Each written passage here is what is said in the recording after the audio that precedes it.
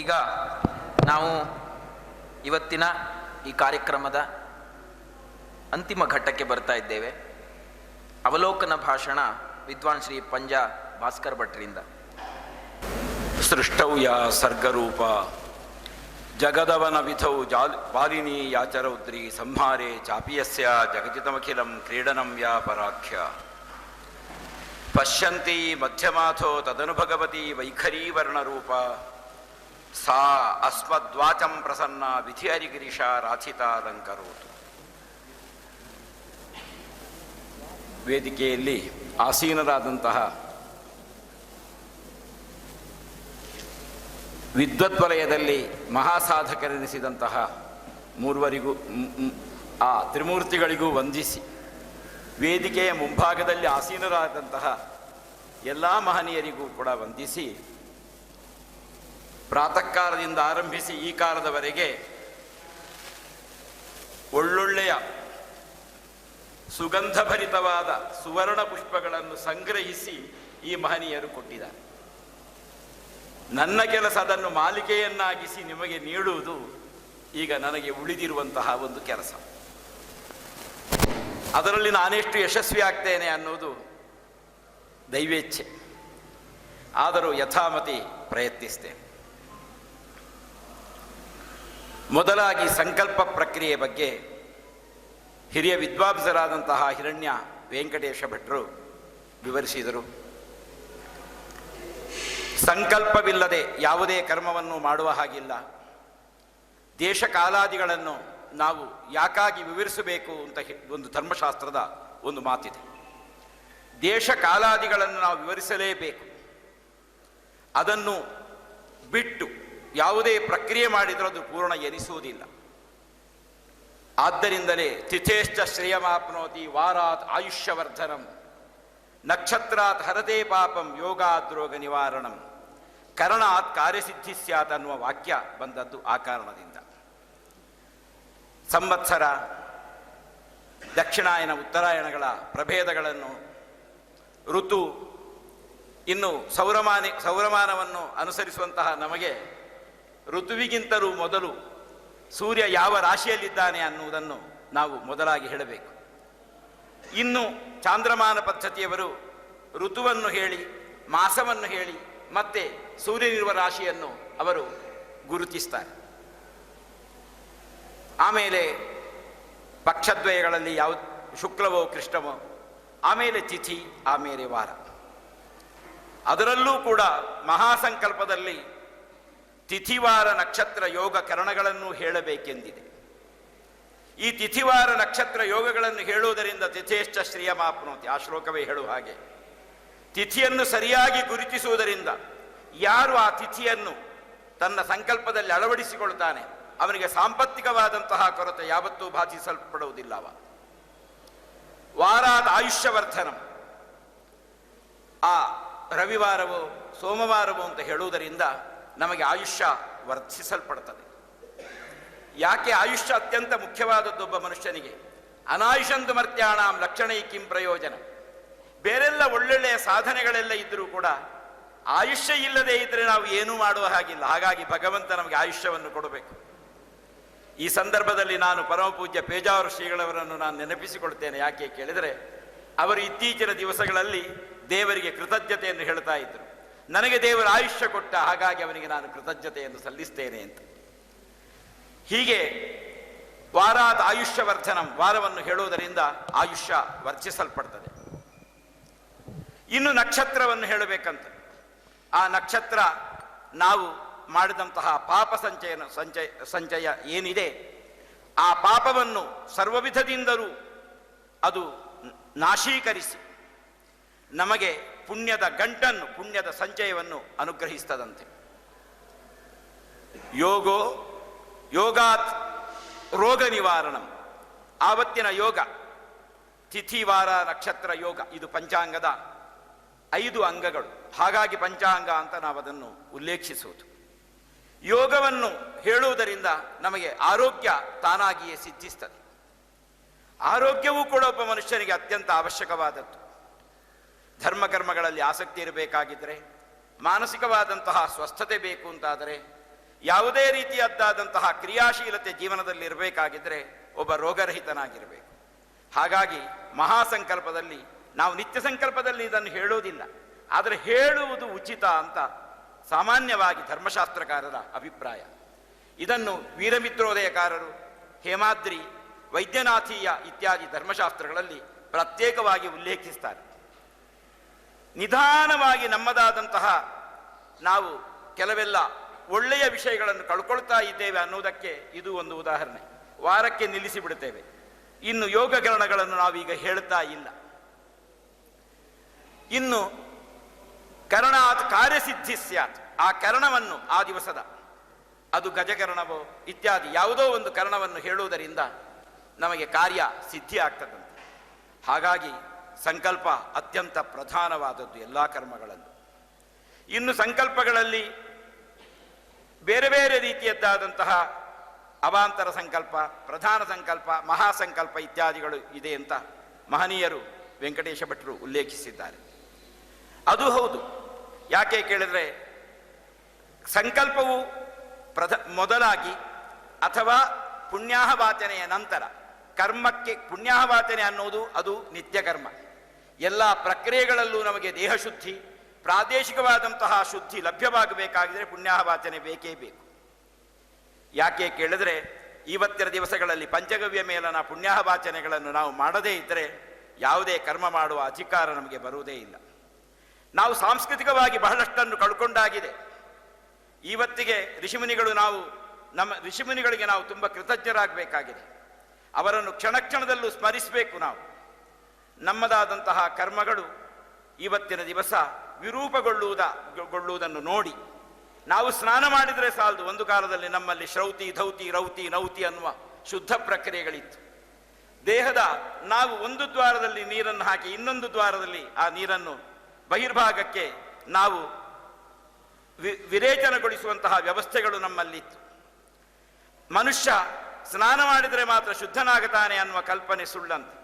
ಮನುಷ್ಯನ ದೇಹದಲ್ಲಿ ಸ್ವಭಾವತಃ ನಿತ್ಯ ಮಲಮೂತ್ರಾದಿಗಳು ಸಿದ್ಧಿಯಾಗ್ತದೆ. ಹಾಗಾಗಿ ನಾವು ಅಪವಿತ್ರ ಪವಿತ್ರೋವ ಅನ್ನುವ ಶ್ಲೋಕ ಪ್ರಸ್ತುತ ಈ ಕಾಲಕ್ಕೆ ಕ್ಷಣಕ್ಕೂ ನಮಗಿರ್ತದೆ. ಆದ್ದರಿಂದ ಅಂತಹ ಒಂದು ನಮ್ಮದಾದಂತಹ ಯೌಗಿಕವಾದ ಸಾಧನೆಯನ್ನು ನಾವು ಕಳ್ಕೊಂಡದ್ದನ್ನು ಮನಗಂಡು ಋಷಿಮುನಿಗಳು ಪಂಚಗವ್ಯ ಪುಣ್ಯಾಹವಾಚನೆಯನ್ನು ನಮಗೆ ಶೋಧಿಸಿಕೊಟ್ಟರು. ಈ ಪಂಚಗವ್ಯ ಪುಣ್ಯಾಹವಾಚನದ ನಂತರ ನಾವು ಮಹಾಸಂಕಲ್ಪವನ್ನು ಆಗಮದಲ್ಲಿ ಕೆಲವು ಪ್ರಕ್ರಿಯೆಗಳಲ್ಲಿ ವಾಚನೆಯಲ್ಲಿ ಸಂಕಲ್ಪ ಸೇರಿರ್ತದೆ, ಕೆಲವು ಪ್ರಕ್ರಿಯೆಗಳಲ್ಲಿ ಮಹಾಯಾಗಾದಿಗಳಲ್ಲಿ ಮತ್ತು ಬ್ರಹ್ಮಕುಂಭ ಆಗಮೋಕ್ತ ಪ್ರಕ್ರಿಯೆಗಳಲ್ಲಿ ಮಹಾಸಂಕಲ್ಪ ಮತ್ತೆ ಮಾಡಲ್ಪಡ್ತದೆ. ಯಾಕೆ ಕೇಳಿದರೆ ಪುಣ್ಯಾಹವಾಚನೆ ಅನ್ನುವುದು ಆಗಮ ಪ್ರಕ್ರಿಯೆಗಳಲ್ಲಿ ಯಜಮಾನ ಅವನ ಉಪಸ್ಥಿತಿಯಲ್ಲಿ ಆಗ್ತದೆ. ಮಹಾಸಂಕಲ್ಪವನ್ನು ಮತ್ತೆ ಆಚಾರ್ಯ ಮಾಡ್ತಾನೆ. ಹಾಗಾಗಿ ಎಲ್ಲ ರೀತಿಯಿಂದ ಸಂಕಲ್ಪ ಅನ್ನೋದು ಒಂದು ಮೊದಲು, ಒಂದ ನಂತರ ಆಯಾಯ ಸಂಪ್ರದಾಯವನ್ನು ಅನುಸರಿಸಿ ನಾವು ನಡೆಸಲೇಬೇಕು. ಸಂಕಲ್ಪ ಇಲ್ಲದೇ ಇರತಕ್ಕಂತಹ ಕರ್ಮದಲ್ಲಿ ನಮಗೆ ಉದ್ದೇಶಗಳು ದೃಢವಾಗಿ ಮಾನಸಿಕವಾಗಿ ಸ್ಥಿರಗೊಳ್ಳುವುದಿಲ್ಲ. ಹಾಗಾಗಿ ಇಂತಹ ಉದ್ದೇಶದಿಂದ ಇಂತಹ ಒಂದು ಕರ್ಮದ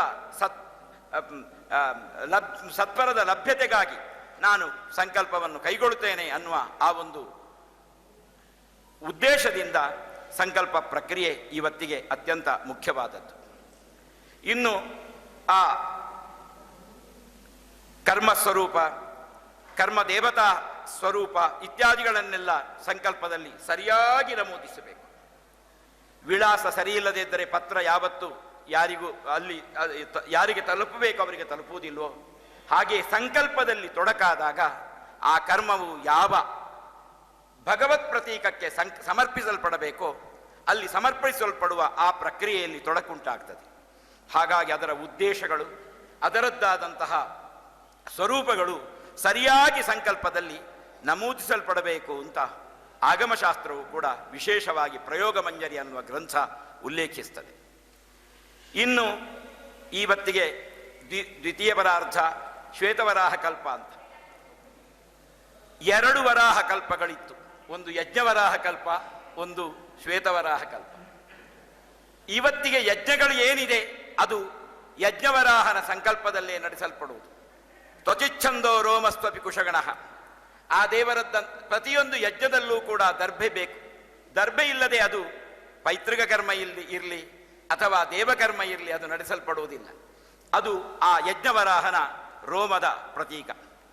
ಹಾಗೆಯೇ ಆ ಯಜ್ಞವರಾಹನ ದೇಹದ ಒಂದೊಂದು ಅಂಗಗಳು ಯಜ್ಞದಲ್ಲಿ ಉಪಯೋಗಿಸತಕ್ಕಂತಹ ಪರಿಕರಗಳೆಂಬಂತಹ ವಿಧಿಯಿಂದ ಆ ಯಜ್ಞ ಸಂಘಟಿಸಲ್ಪಡುವುದಾದರೆ, ಆ ಯಜ್ಞಕ್ಕೆ ಪೂರ್ವಭಾವಿಯಾದಂತಹ ಸಂಕಲ್ಪದಲ್ಲಿ ಶ್ವೇತವರಾಹನ ಒಂದು ವಿಶೇಷವಾದಂತಹ ಸ್ಮರಣೆ ನಮಗೆ ಬೇಕೇ ಬೇಕು. ಹೀಗೆ ಶ್ವೇತವರಾಹ ಕಲ್ಪ ದೇಶಕಾಲಾದಿಗಳನ್ನು ನಾವು ಸರಿಯಾಗಿ ಹೇಳ್ತಾ ಶ್ರದ್ಧಾಭಕ್ತಿಪೂರ್ವಕವಾಗಿ ಯಜ್ಞವನ್ನು ನಡೆಸಬೇಕು.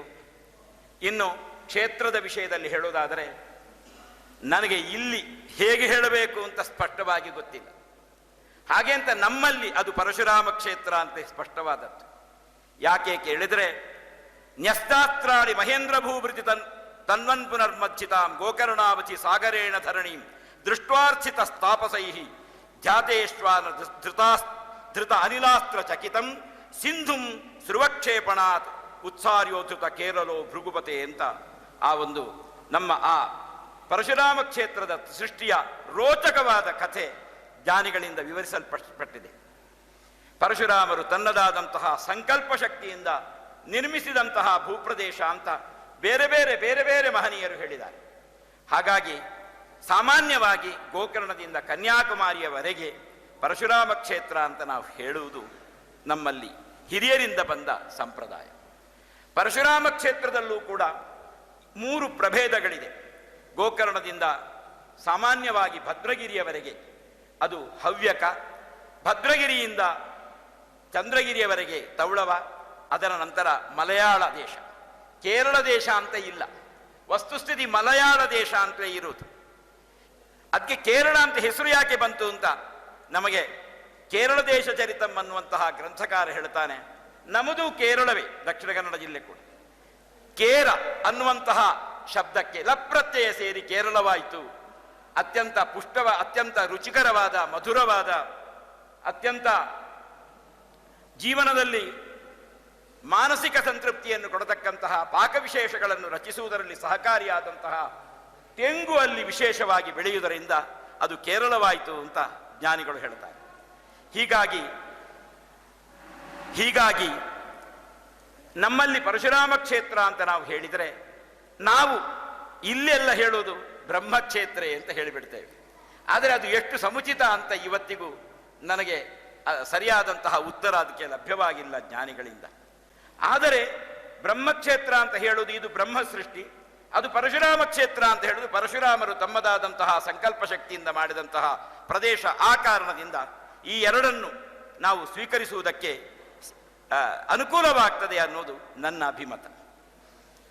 ಆಮೇಲೆ ದೇಶಕಾಲಗಳನ್ನು ಹೇಳಲೇಬೇಕು. ಆಮೇಲೆ ಎಲ್ಲ ವಿಧವಾದಂತಹ ಪ್ರಕ್ರಿಯೆಗಳಲ್ಲೂ ಸಂಕಲ್ಪವು ಸರಿಯಾಗಿದ್ದರೆ, ಸರಿಯಾದಂತಹ ವಿಳಾಸವಿರುವಂತಹ ಪತ್ರ ಆ ವಿಳಾಸದಾರನಿಗೆ ತಲುಪುವುದರ ಮೂಲಕ ಸಂದೇಶ ಯಾವ ರೀತಿ ಸಮರ್ಥವಾಗಿ ಆತನ ಮನಸ್ಸಿಗೆ ಮುಟ್ಟುತ್ತದೋ, ಅದೇ ರೀತಿಯಾಗಿ ಸಂಕಲ್ಪ ಸರಿಯಾಗಿದ್ದಾಗ ಕರ್ಮಗಳು ಪರಿಪೂರ್ಣತೆಯಿಂದ ಅದು ಸಾಧಿಸಲ್ಪಟ್ಟು ತನ್ಮೂಲಕ ಭಗವದರ್ಪಿತವಾಗಿ ಅದರ ಸತ್ಫಲ ನಮಗೆ ಪ್ರಾಪ್ತಿಯಾಗ್ತದೆ. ಇನ್ನು ವಿಶ್ವೇದೇವತೆಗಳ ವಿಚಾರವಾಗಿ ಅವರು ಹೇಳಿದರು. ವಿಶ್ವೇದೇವತೆಗಳ ಸ್ವರೂಪ, ವಿಶ್ವೇದೇವತೆಗಳ ಆರಾಧನೆಯೇ ಪಿತೃಕರ್ಮದಲ್ಲೂ ದೇವಕರ್ಮಗಳಲ್ಲೂ ಆಗಮದ ಪ್ರಕ್ರಿಯೆಗಳಲ್ಲೂ ವಿಶ್ವೇದೇವತೆಗಳಿಗೆ ವಿಶೇಷವಾದಂತಹ ಸ್ಥಾನಮಾನಗಳಿದೆ. ಪ್ರತಿಷ್ಠಾದಿ ವಿಧಿಗಳಲ್ಲೂ ಕೂಡ ದೇವನಾಂದಿ ಅಂತ ಒಂದು ನಾವು ಮಾಡ್ತೇವೆ, ಅದರಲ್ಲೂ ಕೂಡ ವಿಶ್ವೇದೇವತೆಗಳಿಗೆ ಸ್ಥಾನಮಾನಗಳಿದೆ. ಹಾಗಾಗಿ ನಮ್ಮದಾದಂತಹ ಯಾವುದೇ ಒಂದು ನಾಂದಿಯ ಕರ್ಮಗಳಿದ್ದರೆ ಅದಕ್ಕೆ ವಿಶ್ವೇದೇವತೆಗಳ ಪೂಜೆ ಅವಿಭಾಜ್ಯವಾದಂತಹ ಅಂಗ. ಹಾಗಾಗಿ ವಿಶ್ವೇದೇವತೆಗಳು ನಮ್ಮದಾದಂತಹ ಎಲ್ಲ ಯಾಜ್ಞಿಕ ಪ್ರಕ್ರಿಯೆಯಲ್ಲಿ ಉಲ್ಲೇಖಿಸಲ್ಪಡತಕ್ಕಂತಹ ದೇವತೆಗಳು. ಇನ್ನು ಎರಡನೆಯ ಉಪನ್ಯಾಸವನ್ನು ನೀಡಿ ಶ್ರಾದ್ದ ಕಾಲದ ಕುರಿತಾಗಿ ಸಮುಚಿತವಾದಂತಹ ಉದಾಹರಣೆಗಳೊಂದಿಗೆ ಉಲ್ಲೇಖಿಸಿದವರು ನಮ್ಮ ಆತ್ಮೀಯ ಮಿತ್ರರಾದಂತಹ ವಾಸ್ತುಶಾಸ್ತ್ರ ಸಂಪನ್ನರಾದ ಅವಧಾನಿ ಗುಡುಮಿ ಸುಬ್ರಹ್ಮಣ್ಯ ಭಟ್ರು. ಅವರು ಪ್ರಯೋಗ ಮತ್ತು ಶಾಸ್ತ್ರ ಇದರ ಬಗ್ಗೆ ಮೊದಲಾಗಿ ವಿವೇಚಿಸಿದೆ.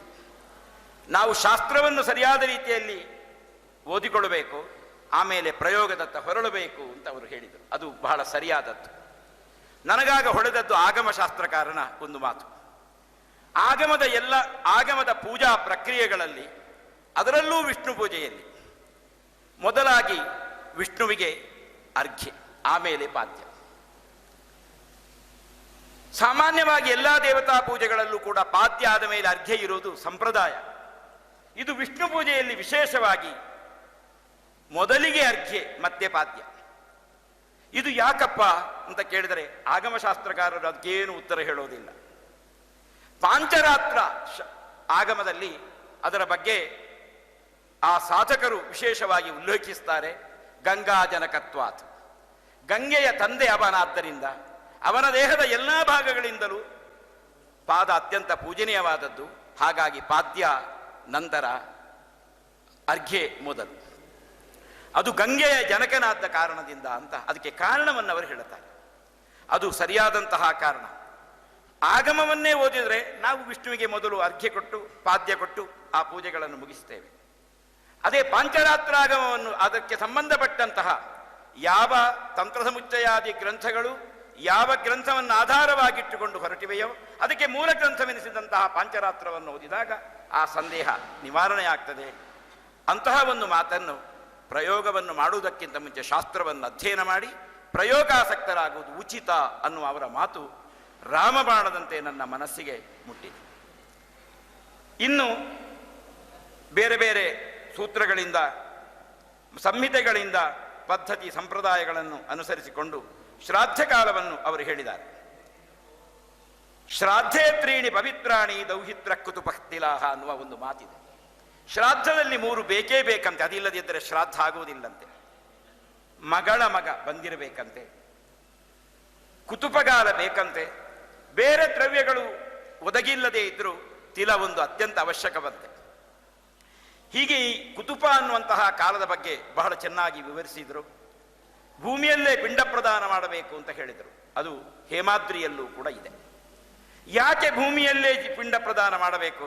ಹಾಸಿದ ಈ ಕಲ್ಲಿನ ಮೇಲೋ ಬೇರೊಂದು ವಸ್ತುವಿನ ಮೇಲೋ ಪಿಂಡ ಪ್ರದಾನ ಯಾಕೆ ಮಾಡಬಾರದು ಅಂತ. ಪಿಂಡ ಅನ್ನೋದು ಪಿತೃಗಳ ಅಭಿವ್ಯಕ್ತ ಸ್ವರೂಪ, ಅದು ಜೀವಂತವಾದದ್ದು. ಆದ್ದರಿಂದಲೇ ಪಿಂಡ ಪ್ರದಾನ ಮಾಡಿದ ಮೇಲೆ ಪಿಂಡ ಒಡೆದರೆ ಆ ಮನೆಯವರಿಗೆ ಅನಿಷ್ಟ ಆದ ಸಾವಿರಾರು ಉದಾಹರಣೆಗಳು ಇವತ್ತಿಗೆ ನಮ್ಮ ಮುಂದಿದೆ. ಅದು ಒಡೆಯ ಕೂಡದು ಯಾವ ಕಾರಣದಿಂದಲೂ ಆ ಪಿಂಡ ವಿಸರ್ಜನೆಯವರೆಗೆ. ಭೂಮಿ ಅನ್ನೋದು ಜೀವಂತಿಕೆಯ ಒಂದು ವಿಶಿಷ್ಟವಾದಂತಹ ಸ್ವರೂಪ. ಅದು ಜೀವಂತವಾದ್ದರಿಂದ ಉಳಿದ ಸಸ್ಯಗಳಿಗೋ ಉಳಿದ ವೃಕ್ಷಗಳಿಗೋ ಜೀವಂತಿಕೆಯನ್ನದು ಕೊಡುತ್ತದೆ. ಅದು ಸರ್ವಸಸ್ಯಾಶ್ರಯ ಭೂಮಿ, ಸಮಸ್ತ ಜೀವಗಳಿಗೆ ಸಮಸ್ತ ಸಸ್ಯಗಳಿಗೆ ಆಶ್ರಯ ಸ್ಥಾನ ಅದು. ಹಾಗಾಗಿ ಜೀವಂತಿಕೆಯ ಪ್ರತೀಕವೆನಿಸಿದಂತಹ ಭೂಮಿಯಲ್ಲಿ ಆ ಪಿತೃಗಳಿಗೆ ಪ್ರಿಯವಾದಂತಹ ಪಿಂಡ ಪ್ರದಾನವನ್ನು ಮಾಡಿದರೆ ಆ ಪಿಂಡಕ್ಕೂ ಜೀವಂತಿಕೆಯನ್ನು ಕೊಟ್ಟು ಪಿತೃಗಳು ಸಂತೃಪ್ತರಾಗನ್ನಾಗಿಸ್ತದೆ ಆ ಭೂ ಪ್ರದೇಶ. ಹಾಗಾಗಿ ಇವತ್ತಿಗೂ ಕೂಡ ಬಹಳ ತಿಳಿದವರು, ಇವತ್ತಿಗೂ ಕರ್ಮಠರು, ಕೇರಳದ ಸಂಪ್ರದಾಯಸ್ಥ ನಂಬೂದಿರಿಗಳು ನೆಲದಲ್ಲೇ ನೇರವಾಗಿ ಪಿಂಡ ಪ್ರದಾನವನ್ನು ಮಾಡುವುದನ್ನು ತಪ್ಪಿಸಿಕೊಳ್ಳುವುದೇ ಇಲ್ಲ. ಯಾವ ಕಾರಣದಿಂದಲೂ ನೆಲದ ಮೇಲೆ ಯಾವುದೋ ಒಂದು ವಸ್ತು ಆಚ್ಛಾದಿತವಾಗಿದ್ದರೆ ಅವರು ಪಿಂಡ ಪ್ರದಾನಕ್ಕೆ ಒಪ್ಪುವುದೇ ಇಲ್ಲ. ಹೀಗೆ ಬೇರೆ ಬೇರೆ ರೀತಿಯಲ್ಲಿ. ಆಮೇಲೆ ಬ್ರಾಹ್ಮಣ ಭೋಜನದ ವಿಧಿ ಅದು ಸರಿಯಾದದ್ದು. ಅನ್ನಸ್ಯ ಕ್ಷುಜಿತಂ ಪಾತ್ರ, ಅನ್ನಕ್ಕೆ ಸರಿಯಾದ ಪಾತ್ರ ಯಾವುದು? ಹಸಿವೇ ಪಾತ್ರ. ಹಸಿವಾಗುವುದು ಮಧ್ಯಾಹ್ನವಾದಾಗ. ಆ ಮಧ್ಯಾಹ್ನ ಹಸಿವಾದಾಗ ಸರಿಯಾದ ರೀತಿಯಲ್ಲಿ ಭೋಜನವನ್ನಿಕ್ಕಿದರೆ ಆ ಭೋಜನ ಅಮೃತಾನ್ನವಾಗಿ ಪರಿಣಾಮವನ್ನು ಕೊಡುತ್ತದೆ. ಆ ಭೋಜನ ಪಿತೃಕರ್ಮದಲ್ಲಿ ಅವಿಭಾಜ್ಯ ಅಂಗವಾಗಿ ಶಾಸ್ತ್ರದಲ್ಲಿ ರೂಪಿಸಲ್ಪಟ್ಟಿರುವುದರಿಂದ ಆ ಕುತುಪಗಾರದಲ್ಲೇ ಶ್ರಾದ್ದ ಮಾಡೋದು ಅತ್ಯಂತ ಸಮುಚಿತ. ಹಾಗೆ ಅಂತ ಕೆಲವು ಸಂದರ್ಭಗಳಲ್ಲಿ ಬೇಗ ಮಾಡುವುದು ಇರಬಹುದು. ಆದರೆ ನಾವು ಸಾಧ್ಯವಾದಷ್ಟು ಶಾಸ್ತ್ರವನ್ನು ಅನುಸರಿಸಿಯೇ ಕರ್ಮವನ್ನು ಮಾಡುವುದು ಉಚಿತ. ಆದ್ದರಿಂದಲೇ ತಸ್ಮಾತ್ ಶಾಸ್ತ್ರಂ ಪ್ರಮಾಣಂತೆ ಕಾರ್ಯಾಕಾರ್ಯ ವ್ಯವಸ್ಥಿತವು ಜ್ಞಾತ್ವಾ ಶಾಸ್ತ್ರವಿಧಾನೋಕ್ತಂ ಕರ್ಮ ಕರ್ತುಮಿಹಾರ್ಹಸಿ ಅನ್ನುವ ಮಾತು ಆಚಾರ್ಯ ಗೀತಾಚಾರ್ಯನ ಮುಖೋದ್ಗತವಾದದ್ದು. ಯಾವುದನ್ನು ಮಾಡಬೇಕು, ಯಾವುದನ್ನು ಮಾಡಬಾರದು, ಯಾವುದನ್ನು ಹೇಗೆ ಮಾಡಬೇಕು, ಯಾವ ರೀತಿ ನಡೆಸಬೇಕು ಅನ್ನುವುದಕ್ಕೆ ನಮಗೆ ಶಾಸ್ತ್ರವೇ ಪ್ರಮಾಣ. ಆದ್ದರಿಂದ ಯಾವುದನ್ನು ಮಾಡಬಾರದೋ ಅದನ್ನು ಯಾಕೆ ಮಾಡಬಾರದು, ಯಾವುದನ್ನು ಯಾವ ರೀತಿ ಮಾಡಬೇಕೋ ಅದನ್ನು ಮಾಡುವುದರಿಂದ ಏನು ಫಲ ಇದೆ ಅನ್ನುವುದಕ್ಕೆ ಶಾಸ್ತ್ರವೇ ಪ್ರಮಾಣ. ಹಾಗಾಗಿ ಭೂಮಿಯಲ್ಲೇ ಪಿಂಡ ಪ್ರದಾನಾದಿಗಳನ್ನು ನಡೆಸಬೇಕು. ಆಮೇಲೆ ಇನ್ನು ಬ್ರಾಹ್ಮಣ ಪರೀಕ್ಷೆ ಅದರ ಕುರಿತು ಹೇಳ್ತಾರೆ. ದಾನಂ ಧ್ರುವಂ ಫಲತಿ ಪಾತ್ರಗುಣಾನುಕೂಲ್ಯಾತ್ ಅಂತ ಒಬ್ಬ ಮಹನೀಯ ಆಚಾರ್ಯರು ಹೇಳ್ತಾರೆ. ದಾನಕ್ಕೆ ಸರಿಯಾದ ಫಲ ಇದೆ ಯಾವಾಗ ಆ ಪಾತ್ರವನ್ನು ಅನುಸರಿಸಿದಾಗ. ಆ ಪಾತ್ರತೆಯಲ್ಲಿ ದೋಷ ಇದ್ದರೆ ದಾನಕ್ಕೂ ಕೂಡ ಕೆಲವೊಮ್ಮೆ ತೊಡಕು ಬರ್ತದಂತೆ. ಹೀಗಾಗಿ ಶ್ರಾದ್ದ ಅನ್ನೋದು ತನ್ನ ಪಿತೃದೇವತೆಗಳಿಗೆ ಸಮರ್ಪಿಸಲ್ಪಡುವಂತಹ ಪ್ರಕ್ರಿಯೆ. ಅಲ್ಲಿ ಯಾರೋ ಒಬ್ಬ ಅಯೋಗ್ಯ ಬಂದು ಆ ಕ್ಷಣಭಾದ್ಯಾದಿಗಳಿಗೆ ಪಾತ್ರನಾದರೆ ಆ ಪಿತೃದೇವತೆಗಳು ಕುಪಿತರಾಗ್ತಾರೆ. ಪಿತೃದೇವತೆಗಳ ಅನುಗ್ರಹಕ್ಕಾಗಿ ಮಾಡುವಂತಕ್ಕಂತಹ ಶ್ರಾದ್ದಾದಿಗಳಲ್ಲಿ ಬ್ರಾಹ್ಮಣ ಪರೀಕ್ಷೆ ಬೇಕೇ ಬೇಕು ಅಂತ ಧರ್ಮಶಾಸ್ತ್ರಗಳು ಹೇಳುತ್ತದೆ. ನ ಬ್ರಾಹ್ಮಣಂ ಪರೀಕ್ಷೇತ ದೈವೇ ಕರ್ಮಣಿ ಕುತ್ರಚಿತ್ ಪಿತ್ರೇ ಕರ್ಮಣಿ ಸಂಪ್ರಾಪ್ತೆ ಪರೀಕ್ಷೆ ಬ್ರಾಹ್ಮಣಂ ವಿದುಹು. ಬೇರೆ ಕರ್ಮಗಳಲ್ಲಿ ಬ್ರಾಹ್ಮಣನ ಪರೀಕ್ಷೆಗೆ ನೀವು ಹೋಗಬೇಡಿ, ಅವನ ಯೋಗ್ಯತೆ ಅಳಿಯುವುದಕ್ಕೆ ನಿಮಗೆ ಅರ್ಹತೆಯೇ ಇಲ್ಲ. ಆದರೆ ಪಿತೃಕರ್ಮ ಯಾಕೆ ಅಳಿಬೇಕು? ಅದು ನಿಮ್ಮ ತಂದೆಗೆ ಮಾಡಲ್ಪಡತಕ್ಕಂತಹ ಶ್ರಾದ್ದ. ನಿಮ್ಮ ತಂದೆಗೆ ಯಾವ ರೀತಿಯ ವಸ್ತುವನ್ನು ಕೊಡಬೇಕು, ಯಾವ ರೀತಿ ಕರ್ಮ ಮಾಡಬೇಕು ಅನ್ನುವ ನಿಶ್ಚಯ ನಿಮ್ಮದು. ಆ ಕರ್ಮದ ಸ್ವರೂಪ, ಆ ಕರ್ಮದ್ದಾದಂತಹ ಶುದ್ಧತೆ, ಆ ಕರ್ಮಕ್ಕಿರತಕ್ಕಂತಹ ಬದ್ಧತೆ ಅದು ನಿಮಗೆ ಸೇರಿತ್ತು. ಹಾಗಾಗಿ ನೀವು ಬ್ರಾಹ್ಮಣನನ್ನು ಪರೀಕ್ಷಿಸಿಯೇ ಪಿತೃಕರ್ಮದಲ್ಲಿ ತೊಡಗಿಸಿಕೊಳ್ಳಿ ಅನ್ನುವ ಆ ಧರ್ಮಶಾಸ್ತ್ರದ ಮಾತು ಅತ್ಯಂತ ನಮಗೆ ಸಮುಚಿತ.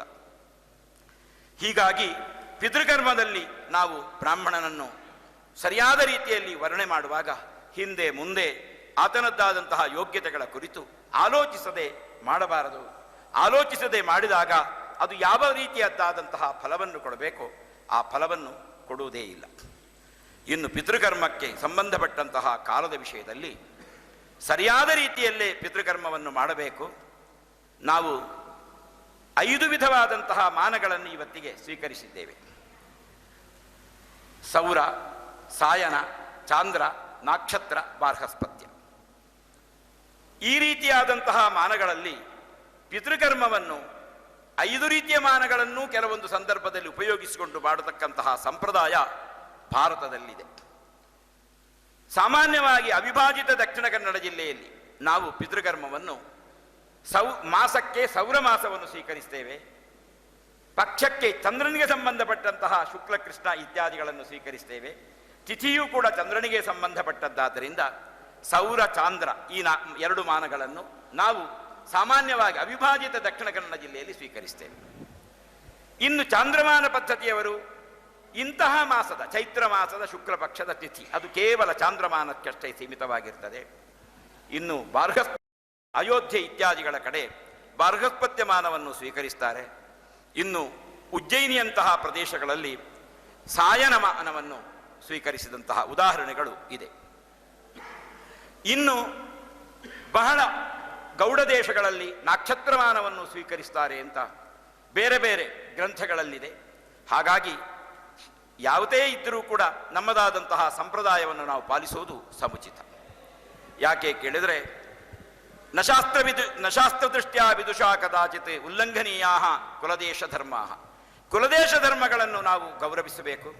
ಅವುಗಳ ಗೌರವದಿಂದ ಅವುಗಳನ್ನು ಗೌರವಿಸುವ ಮೂಲಕ ನಮ್ಮ ಕರ್ಮಗಳನ್ನು ನಾವು ನಡೆಸಬೇಕು. ಅದಕ್ಕೆ ನಾವು ಬದ್ಧರಾಗಿರಬೇಕು ಅಂತ ನಮಗೆ ಹಿರಿಯರ ಒಂದು ಆಜ್ಞೆ ನಿರ್ದೇಶನ. ಇನ್ನು ಯಾವುದೇ ಕರ್ಮಗಳಿಗೆ ಕೂಡ ಅತ್ಯಂತ ಗಣಿತದ ಹಾಗೆ ನಿಷ್ಠುರವಾದಂತಹ ಶಾಸ್ತ್ರವಾಕ್ಯಗಳಿದೆ. ಕರ್ಣತ್ರಯಗಳನ್ನು ಸರಿಯಾದ ರೀತಿಯಲ್ಲಿ ನಿಯೋಜಿಸಿ ಶ್ರಾದ್ದವನ್ನು ನಡೆಸಬೇಕು. ಕರ್ಣತ್ರಯಗಳ ನಿಯೋಜನೆಯೊಂದಿಗೆ ಕಾಯೇನ ವಾಚ ಮನಸ ಶ್ರಾದ್ದ ಕರ್ಮವನ್ನು ಪಿತೃಗಳಿಗೆ ಸಮರ್ಪಿಸಿದರೆ ಪಿತೃದೇವತೆಗಳು ತೃಪ್ತರಾಗ್ತಾರೆ. ಅದನ್ನೇ ಪುರಂದರದಾಸರು ಹೇಳ್ತಾರೆ, ಆದರವಿಲ್ಲದ ಅಮೃತ ಅನ್ನಬೇಕೆ ಅಂತ. ಯಾಕೆ ಕೇಳಿದರೆ ಕರ್ಣತ್ರಯಗಳ ನಿಯೋಜನೆ ಅದರಲ್ಲಿ ಬೇಕು. ಆದರ ಇಲ್ಲದೆ ಅಮೃತಾನ್ನವನ್ನಿತ್ತರೂ ಅದು ಯಾರಿಗೂ ತೃಪ್ತಿ ಆಗೋದಿಲ್ಲ. ಹಾಗಾಗಿ ಪಿತೃಕರ್ಮದಲ್ಲಿ ಶ್ರದ್ಧೆ, ಅದರ ಜೊತೆಗೆ ಆ ಕರ್ಮದ ಸರಿಯಾದಂತಹ ತಿಳುವಳಿಕೆ ಇದ್ದು ಮಾಡುವುದರಿಂದ ಅದು ಹೆಚ್ಚು ಫಲಕಾರಿಯಾಗ್ತದೆ. ಪಿತೃಕರ್ಮವನ್ನು ಮಾಡುವುದರಿಂದ ಏನು ಪ್ರಯೋಜನ ಇದೆ ಕೇಳಿದರೆ ಅಬ್ಧದೀಕ್ಷಾದಿ ಲೋಪೇನ ಪ್ರೇತಾ ಯಾತಾ ಪಿಶಾಚತಾಂ ಸ್ವಜನಾನ್ ಬಾಧಮಾನಾಸ್ತೆ ಚರಂತೀತಿ ಖಲು ಸ್ಮೃತಿ. ಪಿತೃಕರ್ಮವನ್ನು ಸರಿಯಾಗಿ ಮಾಡದೇ ಇದ್ದರಿಂದ ನಮಗೆ ತೊಂದರೆ ಇದೆ ಅಂತ ಬೇರೆ ಬೇರೆ ಶಾಸ್ತ್ರ, ಇದು ಪ್ರಶ್ನ ಮಾರ್ಗದಲ್ಲಿ ಶ್ಲೋಕ ಇದ್ದರು, ಧರ್ಮಶಾಸ್ತ್ರ ವೈದ್ಯನಾಥೀಯದಲ್ಲೂ ಇದೇ ಶ್ಲೋಕ ಇದೆ. ಅಬ್ಧದೀಕ್ಷಾದಿ ಲೋಪೇನ, ಪಿತೃಗಳಿಗೆ ಮಾಡಬೇಕಾದಂತಹ ಎಲ್ಲ ಪಿತೃಕರ್ಮಗಳನ್ನು ಸರಿಯಾದ ರೀತಿಯಲ್ಲಿ ಮಾಡದೇ ಇದ್ದರೆ ಅದು ಲೋಪವಾಗುವುದರ ಪರಿಣಾಮವಾಗಿ ಪ್ರೇತಾಹ ಯಾತಾಹ ಪಿಶಾಚತಾಂ, ಆ ನಮ್ಮ ಹಿರಿಯರ ಆ ಆತ್ಮಗಳಿಗೆ ಅತ್ಯಂತ ಕ್ರೂರತೆಯ ಪೈಶಾಚತ್ವ ಸಿದ್ಧಿಯಾಗ್ತದೆ.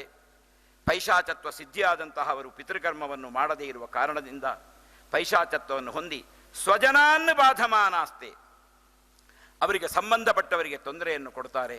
ಆ ತೊಂದರೆಯ ಆಪತ್ತಿನ ನಿವಾರಣೆಗಾಗಿ ಪಿತೃಕರ್ಮಗಳನ್ನು ಸರಿಯಾದ ರೀತಿಯಲ್ಲಿ ನಾವು ಮಾಡಬೇಕು. ಭಾಗವತದ ಗೋಕರ್ಣನ ಕಥೆ ಅದಕ್ಕೊಂದು ಉದಾಹರಣೆ. ಹೀಗೆ ಅತ್ಯಂತ ಶ್ರದ್ಧೆಯಿಂದ ಮಾಡಬೇಕು. ಮತ್ತೆ ಪಿತೃದೇವತೆಗಳು ಕೆಲವೊಂದು ಸಂದರ್ಭದಲ್ಲಿ ಅವರು ನಮ್ಮನ್ನು ಬಾಧಿಸುವುದು ಕೂಡ ನಮಗೆ ಶಿಕ್ಷಣವನ್ನು ನೀಡುವುದಕ್ಕಂತೆ.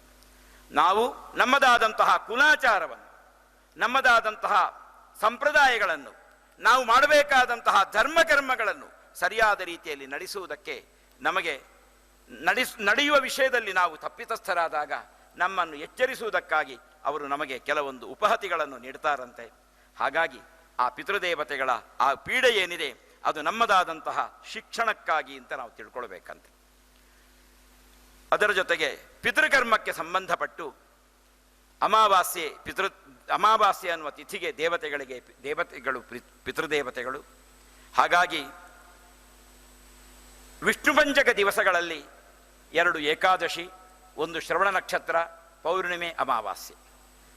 ಪಿತೃದೇವತೆಗಳಿಗೆ ನಿಯಾಮಕನಾದಂತಹ ಭಗವಂತನಿಗೂ ಪ್ರಿಯಕರವಾದಂತಹ ದಿನ ಅದು. ಅದರ ಜೊತೆಗೆ ಪಿತೃದೇವತೆಗಳಿಗೂ ಪ್ರಿಯಕರವಾದಂತಹ ದಿನ. ಹಾಗಾಗಿ ಅಮಾವಾಸ್ಯೆಯ ದಿವಸ ಪಿತೃದೇವತೆಗಳನ್ನು ಸಂತೃಪ್ತಿಗಾಗಿ ನಾವು ತರ್ಪಣಾದಿಗಳನ್ನು, ಇನ್ನಿತರ ಪೈತೃಕ ಕರ್ಮಗಳನ್ನು ಸರಿಯಾದ ರೀತಿಯಲ್ಲಿ ನಡೆಸುವುದು ಸಮುಚಿತವಾಗಿರುತ್ತದೆ. ಇನ್ನು ಪಿತೃಕರ್ಮಕ್ಕೆಷ್ಟು ಮಹತ್ವ ಇದೆ ಅಂತ ಹೇಳ್ತಾ, ಒಂದು ಕಾಲಘಟ್ಟದಲ್ಲಿ ಪಿತೃಶ್ರಾದ್ದಕ್ಕಾಗಿ ಆ ಮನೆಯಿಂದ ಮದುವೆಯಾಗಿ ಹೋದ ಹೆಮ್ಮಕ್ಕಳು ಬಂದಿರ್ತಾರೆ, ಪಿತೃಕರ್ಮದಲ್ಲಿ ಭಾಗವಹಿಸ್ತಾರೆ. ಒಂದು ಕಾಲಘಟ್ಟದಲ್ಲಿ ಅವರು ಆ ದಿವಸ ತನ್ನ ತಂದೆಯ ಮನೆಯಿಂದ ತನ್ನ ಗಂಡನ ಮನೆಗೆ ಹೋಗುವುದೇ ಇಲ್ಲ, ಅಲ್ಲೇ ಉಳಿದಿರ್ತಾರೆ. ಅದು ಯಾಕೆ ಅಂತ ಹೇಳಿದರೆ ಅದಕ್ಕೆ ಪದ್ಮಪುರಾಣದಲ್ಲಿ ವೇದವ್ಯಾಸರು ಒಂದು ಉದಾಹರಣೆ ಕೊಡ್ತಾರೆ. ವಿಶ್ವೇ ದೇವತೆಗಳು ಅದೇ ವೇಷದಿಂದ, ಅದೇ ದೇಹದಿಂದ, ಅದೇ ಸ್ವರೂಪದಿಂದ ಆ ಪಿತೃದೇವತೆಗಳನ್ನು ಶ್ರಾದ್ದಕ್ಕಾಗಿ ಕರೆದುಕೊಂಡು ಬರ್ತಾರೆ. ಬಂದಂತಹ ಪಿತೃದೇವತೆಗಳು ಆ ದಿವಸ ಅಲ್ಲೇ ಇರ್ತಾರೆ, ಶ್ರಾದ್ದದ ಕರ್ಮವನ್ನು ಪರಿಸಮಾಪ್ತಿಯಾಗುವಲ್ಲಿವರೆಗೆ. ಅವರು ಹೊರಡುವುದು ಮರುದಿವಸ ಪರೇಹನಿ ಪಿತೃತರ್ಪಣವನ್ನು ಸ್ವೀಕರಿಸಿಕೊಂಡು. ಪರೇಹನಿ ಪಿತೃತರ್ಪಣವನ್ನು ಸ್ವೀಕರಿಸುವಲ್ಲಿವರೆಗೆ ಪಿತೃದೇವತೆಗಳು ಅದೇ ಮನೆಯಲ್ಲಿ ಇರ್ತಾ, ಅಂತಹ ಆ ಊರ್ಧ್ವಲೋಕದಿಂದ ಆಗಮಿಸಿದಂತಹ ಪಿತೃದೇವತೆಗಳು ಅಲ್ಲೇ ವಾಸ ಇರುವ ಕಾರಣದಿಂದ ಅವರೇ ವಾಸ ಇದ್ದಾರೆ. ಹಾಗಾಗಿ ಈ ಮನೆಯಲ್ಲಿ ಹುಟ್ಟಿ ಬೆಳೆದ ನಾವು ಈ ಮನೆಯನ್ನು ಇವತ್ತಿನ ದಿವಸಕ್ಕೆ ತ್ಯಜಿಸಿ ಹೋಗಬಾರದು ಗಂಡನ ಮನೆಗೆ, ನಮ್ಮ ಕಾರ್ಯಾವಸರದ ಕಾರಣವಾಗಿ ಅನ್ನುವ ಪದ್ಧತಿಯನ್ನು ಅನುಸರಿಸಿಕೊಂಡು ಮದುವೆಯಾಗಿ ಹೋದಂತಹ ಹೆಮ್ಮಕ್ಕಳು ಕೂಡ ಪಿತೃಕರ್ಮದಲ್ಲಿ ಅತ್ಯಂತ ಗೌರವಯುತವಾಗಿ ಪಿತೃಕರ್ಮದಲ್ಲಿ ಭಾಗವಹಿಸುವುದಕ್ಕಾಗಿ ತನ್ನ ಗಂಡನ ಮನೆಯಿಂದ ಆಗಮಿಸಿದರು. ಕೊನೆಗೆ ಆ ದಿವಸ ತನ್ನ ತಂದೆಯ ಮನೆಯಲ್ಲೇ ಕಳೆದು ಮರುದಿವಸ ಹೋಗತಕ್ಕಂತಹ ಪದ್ಧತಿಗಳು ನಮ್ಮ ಹಿಂದೆ ಇತ್ತು. ಇವತ್ತಿನ ದಿವಸಕ್ಕೆ ಮಾನವೀಯ ಸಂಬಂಧಗಳು ಕಳಚಿಕೊಂಡು ನಾವೆಲ್ಲ ಯಾವುದೋ ಒಂದು ಯೋಚನೆಯಲ್ಲಿ, ಯಾವುದೋ ದಿಕ್ಕಿನಲ್ಲಿ ಸಾಗುವ ಈ ಕಾಲದಲ್ಲಿ ಅದನ್ನೆಲ್ಲ ಯಾಕೆ ಅಂತ ಯೋಚಿಸುವಂತಹ, ಅದರ ಹಿನ್ನೆಲೆಯಲ್ಲಿರತಕ್ಕಂತಹ ಕಾರಣಗಳ ಶೋಧನೆಗೆ ನಾವು ಹೊರಡುವುದೇ ಇಲ್ಲ. ಪಿತೃದೇವತೆಗಳು ಆ ದಿವಸ ಅಲ್ಲೇ ವಾಸ ಮಾಡ್ತಾರೆ ಅಂತ ಇದೆ. ಸಂಪ್ರದಾಯದಂತೆ ಶ್ರಾದ್ದ ಮಾಡಿದಂತಹ ಆ ಪ್ರದೇಶದಲ್ಲಿ ಆ ದಿವಸ ಸಾಯಂಕಾಲ ಪಿಂಡ ಪ್ರದಾನ ಮಾಡಿದ ಆ ಗೋಮಯಲಿಪ್ತ ಪ್ರದೇಶದಲ್ಲಿ ದೀಪವನ್ನು ಹಾಲನ್ನಿಟ್ಟು ನಮಸ್ಕರಿಸುವ ಕ್ರಮ ಇವತ್ತಿಗೂ ಕೆಲವು ಮನೆತನಗಳಲ್ಲಿದೆ. ಪಿತೃದೇವತೆಗಳು ಆ ಮನೆಯ ಪಡಸಾಲೆಯಲ್ಲಿ ಇರ್ತಾರೆ ಅನ್ನುವ ಸಂಕಲ್ಪದಲ್ಲಿ ಗಾಳಿ ಕಣ್ಣಿಗೆ ಕಾಣುವುದಿಲ್ಲ ಅನ್ನುವ ಕಾರಣದಿಂದ ಗಾಳಿ ಇಲ್ಲ ಅಂತ ನಮಗೆ ಯಾವ ರೀತಿ ಹೇಳುವುದಕ್ಕಾಗುವುದಿಲ್ಲವೋ ಅದೇ ರೀತಿಯಾಗಿ ಪಿತೃದೇವತೆಗಳು ಆ ದಿವಸ ಗುಪ್ತವಾಗಿ ಆ ಮನೆಯಲ್ಲಿ ಸನ್ನಿಹಿತರಾಗಿರ್ತಾರೆ. ಸರ್ವರ ಯೋಗಕ್ಷೇಮವನ್ನು ಅವರು ವಿಚಾರಿಸ್ತಾರಂತೆ. ಆ ಕಾರಣದಿಂದ ಪಿತೃದೇವತೆಗಳ ಅನುಗ್ರಹಕ್ಕಾಗಿ ಮದುವೆಯಾಗಿ ಹೋದ ಹೆಮ್ಮಕ್ಕಳೂ ಕೂಡ ಆ ದಿವಸ ತನ್ನ ತಂದೆಯ ಮನೆಯಲ್ಲೇ ರಾತ್ರಿ ವಸತಿಯನ್ನು ಹೂಡುವುದು ಸಂಪ್ರದಾಯವಾಗಿತ್ತು. ಇವತ್ತಿನ ದಿವಸ ಸಂಪ್ರದಾಯಗಳು, ಆಚಾರಗಳು ನಮ್ಮದಾದಂತಹ ಅಶ್ರದ್ಧೆಯ ಪರಿಣಾಮವಾಗಿ ಕಳಚಿಕೊಳ್ಳುವ ಈ ದಿವಸಗಳಲ್ಲಿ ನಾವು ಅದರ ಕುರಿತು ಪುನಃ ಯೋಚಿಸಿ ಕಾರ್ಯರೂಪಕ್ಕೆ ಬರಬೇಕಾಗ್ತದೆ. ಹೀಗೆ ಪಿತೃದೇವತೆಗಳು ಸಂತೃಪ್ತರಾದರೆ ಏನು ಮಾಡ್ತಾರೆ, ಅಥವಾ ಪಿತೃದೇವತೆಗಳು ಕೋಪಿಷ್ಠರಾದರೆ ಏನು ಮಾಡ್ತಾರೆ? ತನಯವಿಹನನಂ ಆಮಯಾದೀನನರ್ಥಾನ್ ತತ್ಪ್ರೀತ್ಯೈ ಪಾರ್ವಣಾದ್ಯಂ ಪಿತೃಗಣ ಮನಸಃ ಪ್ರೀಣನಂ ಶ್ರಾದ್ಧ ಕರ್ಮ. ಪಿತೃದೇವತೆಗಳ ಕೋಪಕ್ಕೆ ನಾವು ತುತ್ತಾದರೆ ಅದರಿಂದ ತುಂಬ ಆಪತ್ತಿದೆ. ತನಯವಿಹನನಂ, ನಮ್ಮ ವಂಶದ ಘನತೆಯನ್ನು ಮುಂದುವರಿಸತಕ್ಕಂತಹ ಮಕ್ಕಳಿಗೆ ತೊಂದರೆ ಆಗ್ತದಂತೆ. ಮಕ್ಕಳು ಹೊಣೆಗೇಡಿತನದಿಂದ, ಅವರದ್ದಾದಂತಹ ಅಧ್ಯಯನಶೀಲತೆಯಿಂದ, ಸಾಧನಾಶೀಲತೆಯಿಂದ ವಿಮುಖರಾಗ್ತಾರಂತೆ. ಆಮಯಾದೀನನರ್ಥಾನ್, ನಾನಾ ವಿಧವಾದಂತಹ ರೋಗರುಜಿನಾದಿಗಳಿಂದ ಪೀಡಿತರಾಗಿ ನಾವು ಪಿತೃದೇವತೆಗಳ ಆಗ್ರಹಕ್ಕೆ ತುತ್ತಾಗುವ ಕಾರಣದಿಂದ ನಾವು ನಮ್ಮ ಜೀವನದಲ್ಲಿ ತತ್ಪ್ರೀತ್ಯೈ ಪಾರ್ವಣಾದ್ಯಂ ಪಿತೃಗಣ ಮನಸಃ ಪ್ರೀಣನಂ ಶ್ರಾದ್ಧ ಕರ್ಮ, ಪಿತೃದೇವತೆಗಳ ಪ್ರೀತ್ಯರ್ಥವಾಗಿ ಮಾಡಬೇಕಾದಂತಹ ಶ್ರಾದ್ದ ಕರ್ಮಾದಿಗಳನ್ನು ಸರಿಯಾದ ರೀತಿಯಲ್ಲಿ ನಡೆಸಬೇಕು. ಶ್ರಾದ್ದ ಕರ್ಮವನ್ನು ನಡೆಸದೇ ಇದ್ದರೆ ನಾವು ಪಿತೃಋಣದಿಂದ ಮುಕ್ತರಾಗುವುದೇ ಇಲ್ಲ. ತನ್ನಲ್ಲಿ 12 ವರ್ಷಗಳ ಕಾಲ ವಿದ್ಯಾಭ್ಯಾಸವನ್ನು ಮಾಡಿ ಅಂತೆವಾಸಿಯಾದಂತಹ ತನ್ನ ಶಿಷ್ಯನನ್ನು ಗುರುಗಳು ಅಲ್ಲಿಯವರೆಗೆ ಅಶನ ವಸನ ವಸತಿ ವಿದ್ಯೆಗಳಿಂದ ಸಂಪೋಷಿಸಿ ಆತನನ್ನು ಸ್ನಾತಕನನ್ನಾಗಿಸಿ ಆತನ ಮನೆಗೆ ಕಳುಹಿಸಿಕೊಡತಕ್ಕಂತಹ ಕಾಲದಲ್ಲಿ ಹೇಳತಕ್ಕಂತಹ ಆತನ ಹಿತವಚನಗಳಲ್ಲಿ ದೇವಪಿತೃಕಾರ್ಯಾಭ್ಯಾಂ ನ ಪ್ರಮದಿತವ್ಯಂ ಅನ್ನುವ ಮಾತು ತೈತ್ತಿರಿಯೋಪನಿಷತ್ತಿನಲ್ಲಿದೆ. ಪರಂಪರೆಯಿಂದ ಬಂದ ದೇವಕರ್ಮಗಳನ್ನು, ಪಿತೃಗಳ ಕರ್ಮಗಳನ್ನು ನೀನು ಬಿಡತಕ್ಕದ್ದಲ್ಲ. ಅದು ಪ್ರಭು ಸಂಹಿತೆ, ಕಾಂತಾ ಸಂಹಿತೆ ಅಲ್ಲ, ಅಥವಾ ಮಿತ್ರ ಸಂಹಿತೆ ಅಲ್ಲ. ಅದು ಆಜ್ಞೆ. ಅದು ಯಾವ ಕಾರಣಕ್ಕೂ ಬಿಡತಕ್ಕದ್ದಲ್ಲ ಅನ್ನುವುದನ್ನು ಗುರುಗಳು ತನ್ನ ಶಿಷ್ಯನಿಗೆ ನೇರವಾಗಿ ಬೋಧಿಸ್ತಾರೆ. ದೇವಪಿತೃ ಕರ್ಮಗಳಿಂದ ವಿಮುಖನಾಗದಿರು, ಸಂತಾನದ ಎಳೆಯನ್ನು ಯಾವ ಕಾರಣಕ್ಕೂ ತುಂಡರಿಸದಿರು ಇತ್ಯಾದಿ ಸತ್ಯದ ಮಾರ್ಗವನ್ನು ಬಿಡದಿರು. ಬೇರೆ ಬೇರೆ ಮಾತುಗಳಿಂದ 13 ವಾಕ್ಯಗಳಿಂದ ತನ್ನ ಶಿಷ್ಯನನ್ನು ಎಚ್ಚರಿಸ್ತಾರೆ. ಕೊನೆಯದಾಗಿ ಆ ಕಾರಣಕ್ಕಾಗಿ ಆದರೂ ಈ ಪಿತೃಕರ್ಮ ಎಷ್ಟು ವಿಶಿಷ್ಟವಾದದ್ದು, ಈ ಪಿತೃಕರ್ಮವನ್ನು ನಾವು ನಮ್ಮ ಜೀವನದಲ್ಲಿ ಯಾವ ರೀತಿ ಅಳವಡಿಸಿಕೊಳ್ಳುವುದರಿಂದ ಪಿತೃದೇವತೆಗಳು ಸಂತೃಪ್ತರಾಗಿ ನಮಗೆ ಅನುಗ್ರಹಿಸ್ತಾರೆ ಅನ್ನುವುದಕ್ಕೆ ಆ ಮಾತೂ ಕೂಡ ಒಂದು ಉದಾಹರಣೆಯಾಗಿ ನಮಗೆ ಲಭ್ಯವಾಗ್ತದೆ. ಇನ್ನು ಶ್ರಾದ್ದದ ಮಹತ್ವದ ಮಹತ್ವವನ್ನು ತಿಳಿಯದೆ ಶ್ರಾದ್ದದಲ್ಲಿ ಅನ್ಯಕರ್ಮಾಸಕ್ತಿ ಇತ್ಯಾದಿಗಳೆಲ್ಲ ಇದು ಸಮುಚಿತ ಅಲ್ವೇ ಅಲ್ಲ. ಯಾವತ್ತೂ ಕೂಡ ಮಾತು ಏನನ್ನು ಹೇಳುತ್ತದೆ ಅದಕ್ಕಿಂತ ಹೆಚ್ಚು ಮೌನ 1000 ಅರ್ಥವನ್ನು ಹೇಳುತ್ತದೆ. ಮಾತು ಮುತ್ತಾದರೆ ಮೌನ ಬಂಗಾರವಾಗಿರ್ತದೆ. ಹಾಗಾಗಿ ಶ್ರಾದ್ದ ಕರ್ಮಗಳಲ್ಲಿ ಮಾತು ಆಡಲೇಬಾರದೆಂದಿದೆ. ಯಾಕೆ ಕೇಳಿದರೆ, ಮಾತು ಯಾಕೆ ಆಡಬಾರದು ಕೇಳಿದರೆ, ನಾವೇ ಒಂದು ಮಂತ್ರವನ್ನು ಋಷಿ ಛಂದಸ್ಸು ದೇವತೆಯನ್ನು ಹೇಳಿ ಆ ಮಂತ್ರಾನುಷ್ಠಾನಕ್ಕೆ ತೊಡಗಿದಾಗ ಮಧ್ಯದಲ್ಲಿ ಮಾತಾಡಿದರೆ ಆ ಮಂತ್ರ ಕಲಬೆರಕೆ ಆಗ್ತದೆ ನಮ್ಮ ಮಾತಿನಿಂದ. ಗೋಧಿಯನ್ನು, ಅಕ್ಕಿಯನ್ನು ಶುದ್ಧವಾಗಿಡಬೇಕಾಗಿದ್ದರೆ ಅದಕ್ಕೆ ಬೇರೆ ಧಾನ್ಯಗಳು, ಬೇರೆ ಕಶ್ಮಲಗಳು ಸೇರಬಾರದು. ಯಾವ ರೀತಿಯೋ ಅದೇ ರೀತಿಯಾಗಿ ಶ್ರಾದ್ದ ಕರ್ಮವು ಪರಿಶುದ್ಧವಾಗಿ ಉಳಿಬೇಕಾಗಿದ್ದರೆ ಮೌನ ಅತ್ಯಂತ ಅವಶ್ಯಕವಾದದ್ದು. ಮೌನವಾಗಿಯೇ ಶ್ರಾದ್ದಾಚರಣೆಯನ್ನು ಮಾಡಬೇಕು. ಅಲ್ಲಿ ಆಚಾರ್ಯರು ಮಾತ್ರ ನಿರ್ದೇಶನವನ್ನು ಮಾಡಬೇಕು ಅಂತ ಇದೆ. ಹೀಗಾಗಿ ನಮ್ಮ ಮಂತ್ರಗಳಲ್ಲಿ ನಮ್ಮ ಮಾತು ಸೇರಿ ಮಂತ್ರಗಳದ್ದಾದ ಅನುಷ್ಠಾನದ ಫಲದಲ್ಲಿ ಯಾವ ರೀತಿ ಕೊರತೆ ಆಗ್ತದೋ ಅದೇ ರೀತಿಯಾಗಿ ಶ್ರಾದ್ದ ಫಲದಲ್ಲೂ ಕೂಡ ಕೊರತೆ ಆಗ್ತದೆ. ಹಾಗಾಗಿ ಆದಷ್ಟು ಮಾತನ್ನು ಶ್ರಾದ್ದ ಕರ್ಮದಲ್ಲಿ ಕಡಿಮೆ ಮಾಡಿ ಆ ಕರ್ಮಾಸಕ್ತಿಯನ್ನು ಬೆಳೆಸಿಕೊಳ್ಳುವುದರ ಮೂಲಕ ಅದರಲ್ಲಿ ಆದಷ್ಟು ನಾವು ಏಕಾಗ್ರತೆಯನ್ನು ಸಾಧಿಸಬೇಕು. ಆದಷ್ಟು ಪಿತೃದೇವತೆಗಳಿಗೆ ಪ್ರಿಯವಾಗುವ ಹಾಗೆ ನಡೆದುಕೊಳ್ಳಬೇಕು ಅಂತ ಧರ್ಮಶಾಸ್ತ್ರದ ಬೇರೆ ಬೇರೆ ಪ್ರಕರಣಗಳಲ್ಲಿ ಇದೆ. ಯಾಕೆ ಕೇಳಿದರೆ, ಸತ್ಯನಾರಾಯಣಾಚಾರ್ಯರು ಹೇಳಿದ ಹಾಗೆ ವೀರಮಿತ್ರೋದಯ, ಹೇಮಾದ್ರಿ, ವೈದ್ಯನಾಥೀಯ ಇದು 3 ಇವತ್ತಿಗೆ ನಮಗೆ ಪ್ರಸ್ತುತವಾದಂತಹ ಧರ್ಮಶಾಸ್ತ್ರ ಗ್ರಂಥಗಳು. ಈ 3ರಲ್ಲೂ ಕೂಡ ವೀರಮಿತ್ರೋದಯಕಾರ ಅಥವಾ ಹೇಮಾದ್ರಿ, ಚತುರ್ವರ್ಗ ಚಿಂತಾಮಣಿ ಅಂತ ಅದರ ಸರಿಯಾದ ಹೆಸರಾದರೂ, ಹೇಮಾದ್ರಿ ವಿರಚಿತವಾದ ಚತುರ್ವರ್ಗ ಚಿಂತಾಮಣಿ ಇಂಥ ಅದಕ್ಕೆ ಹೆಸರು. ಯಾವ ರೀತಿ ಶಿಶುಪಾಲವಧ ಅನ್ನುವ ಕಾವ್ಯವನ್ನು ಮಾಘನ ಹೆಸರಿನಿಂದಲೇ ನಾವು ಗುರುತಿಸ್ತೇವೋ ಅದೇ ರೀತಿಯಾಗಿ ಹೇಮಾದ್ರಿಯ ಅದರ ರಚಯಿತನ ಹೆಸರಿನಿಂದಲೇ ಆ ಧರ್ಮಶಾಸ್ತ್ರ ಗ್ರಂಥವನ್ನು ನಾವು ಗುರುತಿಸ್ತೇವೆ. ಈ 3 ಧರ್ಮಶಾಸ್ತ್ರಕಾರರು ಕನಿಷ್ಠ ಎಲ್ಲರ ವಾಕ್ಯಗಳನ್ನು ಸೇರಿಸಿದರೆ ಒಂದು 4,000 ಪುಟಗಳಷ್ಟು ಶ್ರಾದ್ದದ ಬಗ್ಗೆಯೇ, ಪಿತೃಕರ್ಮಗಳ ಬಗ್ಗೆಯೇ ಮೀಸಲಾಗಿಟ್ಟಿದ್ದಾರೆ. ಅಷ್ಟು ಅದ್ಭುತವಾದಂತಹ ಒಂದು ಪ್ರಕ್ರಿಯೆ ಅದು. ಇನ್ನು ಶ್ರಾದ್ದದಲ್ಲಿ ಯಾವುದೇ ರೀತಿಯಾದ ತೊಂದರೆಗಳನ್ನು ನಾವು, ಯಾವುದೇ ರೀತಿಯದ್ದಾದಂತಹ ಮಾನಸಿಕವಾದಂತಹ ವಿವೇಚನೆಯನ್ನು ಕಳೆದುಕೊಳ್ಳುವಿಕೆಯ ದುಸ್ಥಿತಿಯನ್ನು ಹೊಂದಬಾರದು. ಏಕಾಗ್ರವಾಗಿ ಶ್ರಾದ್ದವನ್ನು ನಡೆಸಬೇಕು.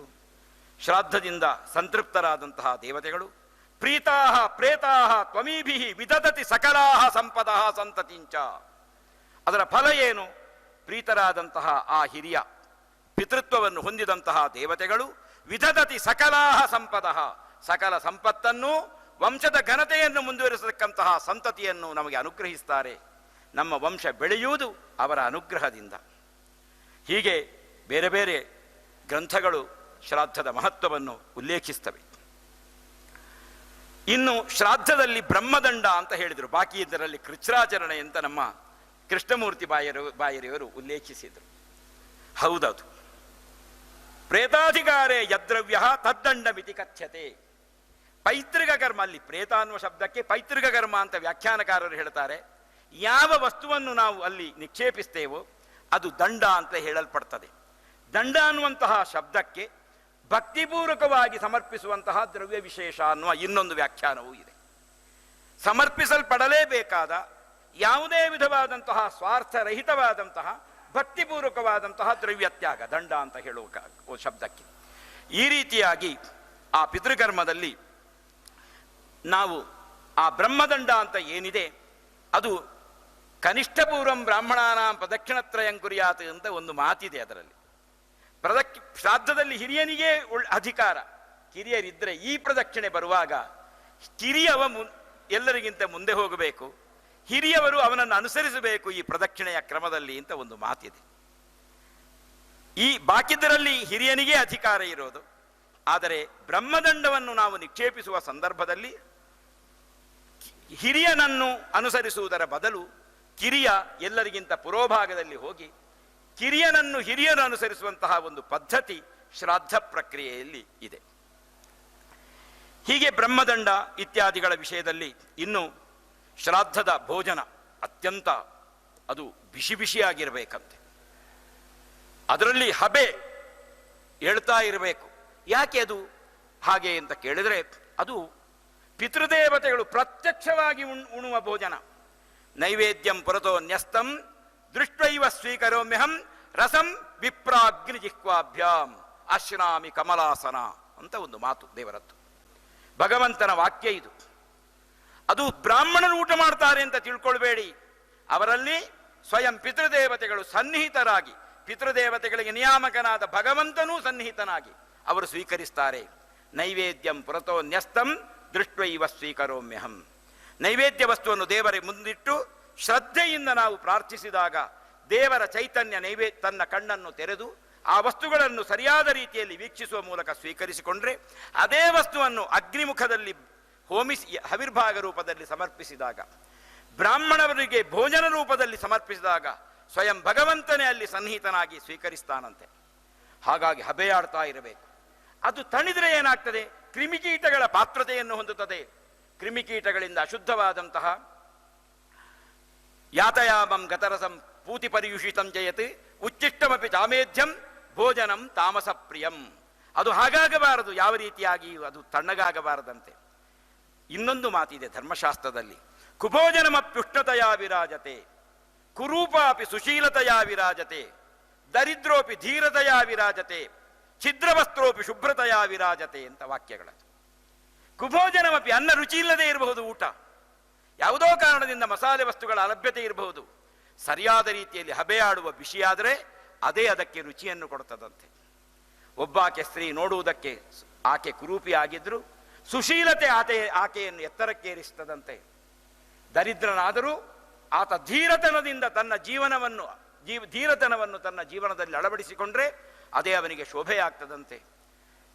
ಹೀಗೆ ವಸ್ತ್ರ ಹರಿದಿದ್ರೂ ಚಿಂತಿಲ್ಲ, ಅತ್ಯಂತ ಶುಭ್ರವಾಗಿರಬೇಕು ಅಂತ ಹೇಳ್ತಾರೆ. ಹಾಗಾಗಿ ಹಬೆಯಾಡುವಂತಹ ಒಂದು ವಿಶಿಷ್ಟವಾದಂತಹ ನೈವೇದ್ಯಗಳು, ಭಕ್ಷ್ಯಭೋಜ್ಯಗಳು, ಲೇಷ್ಯ ಚೋಖ್ಯಗಳು ಇತ್ಯಾದಿಗಳು ಇರಬೇಕು.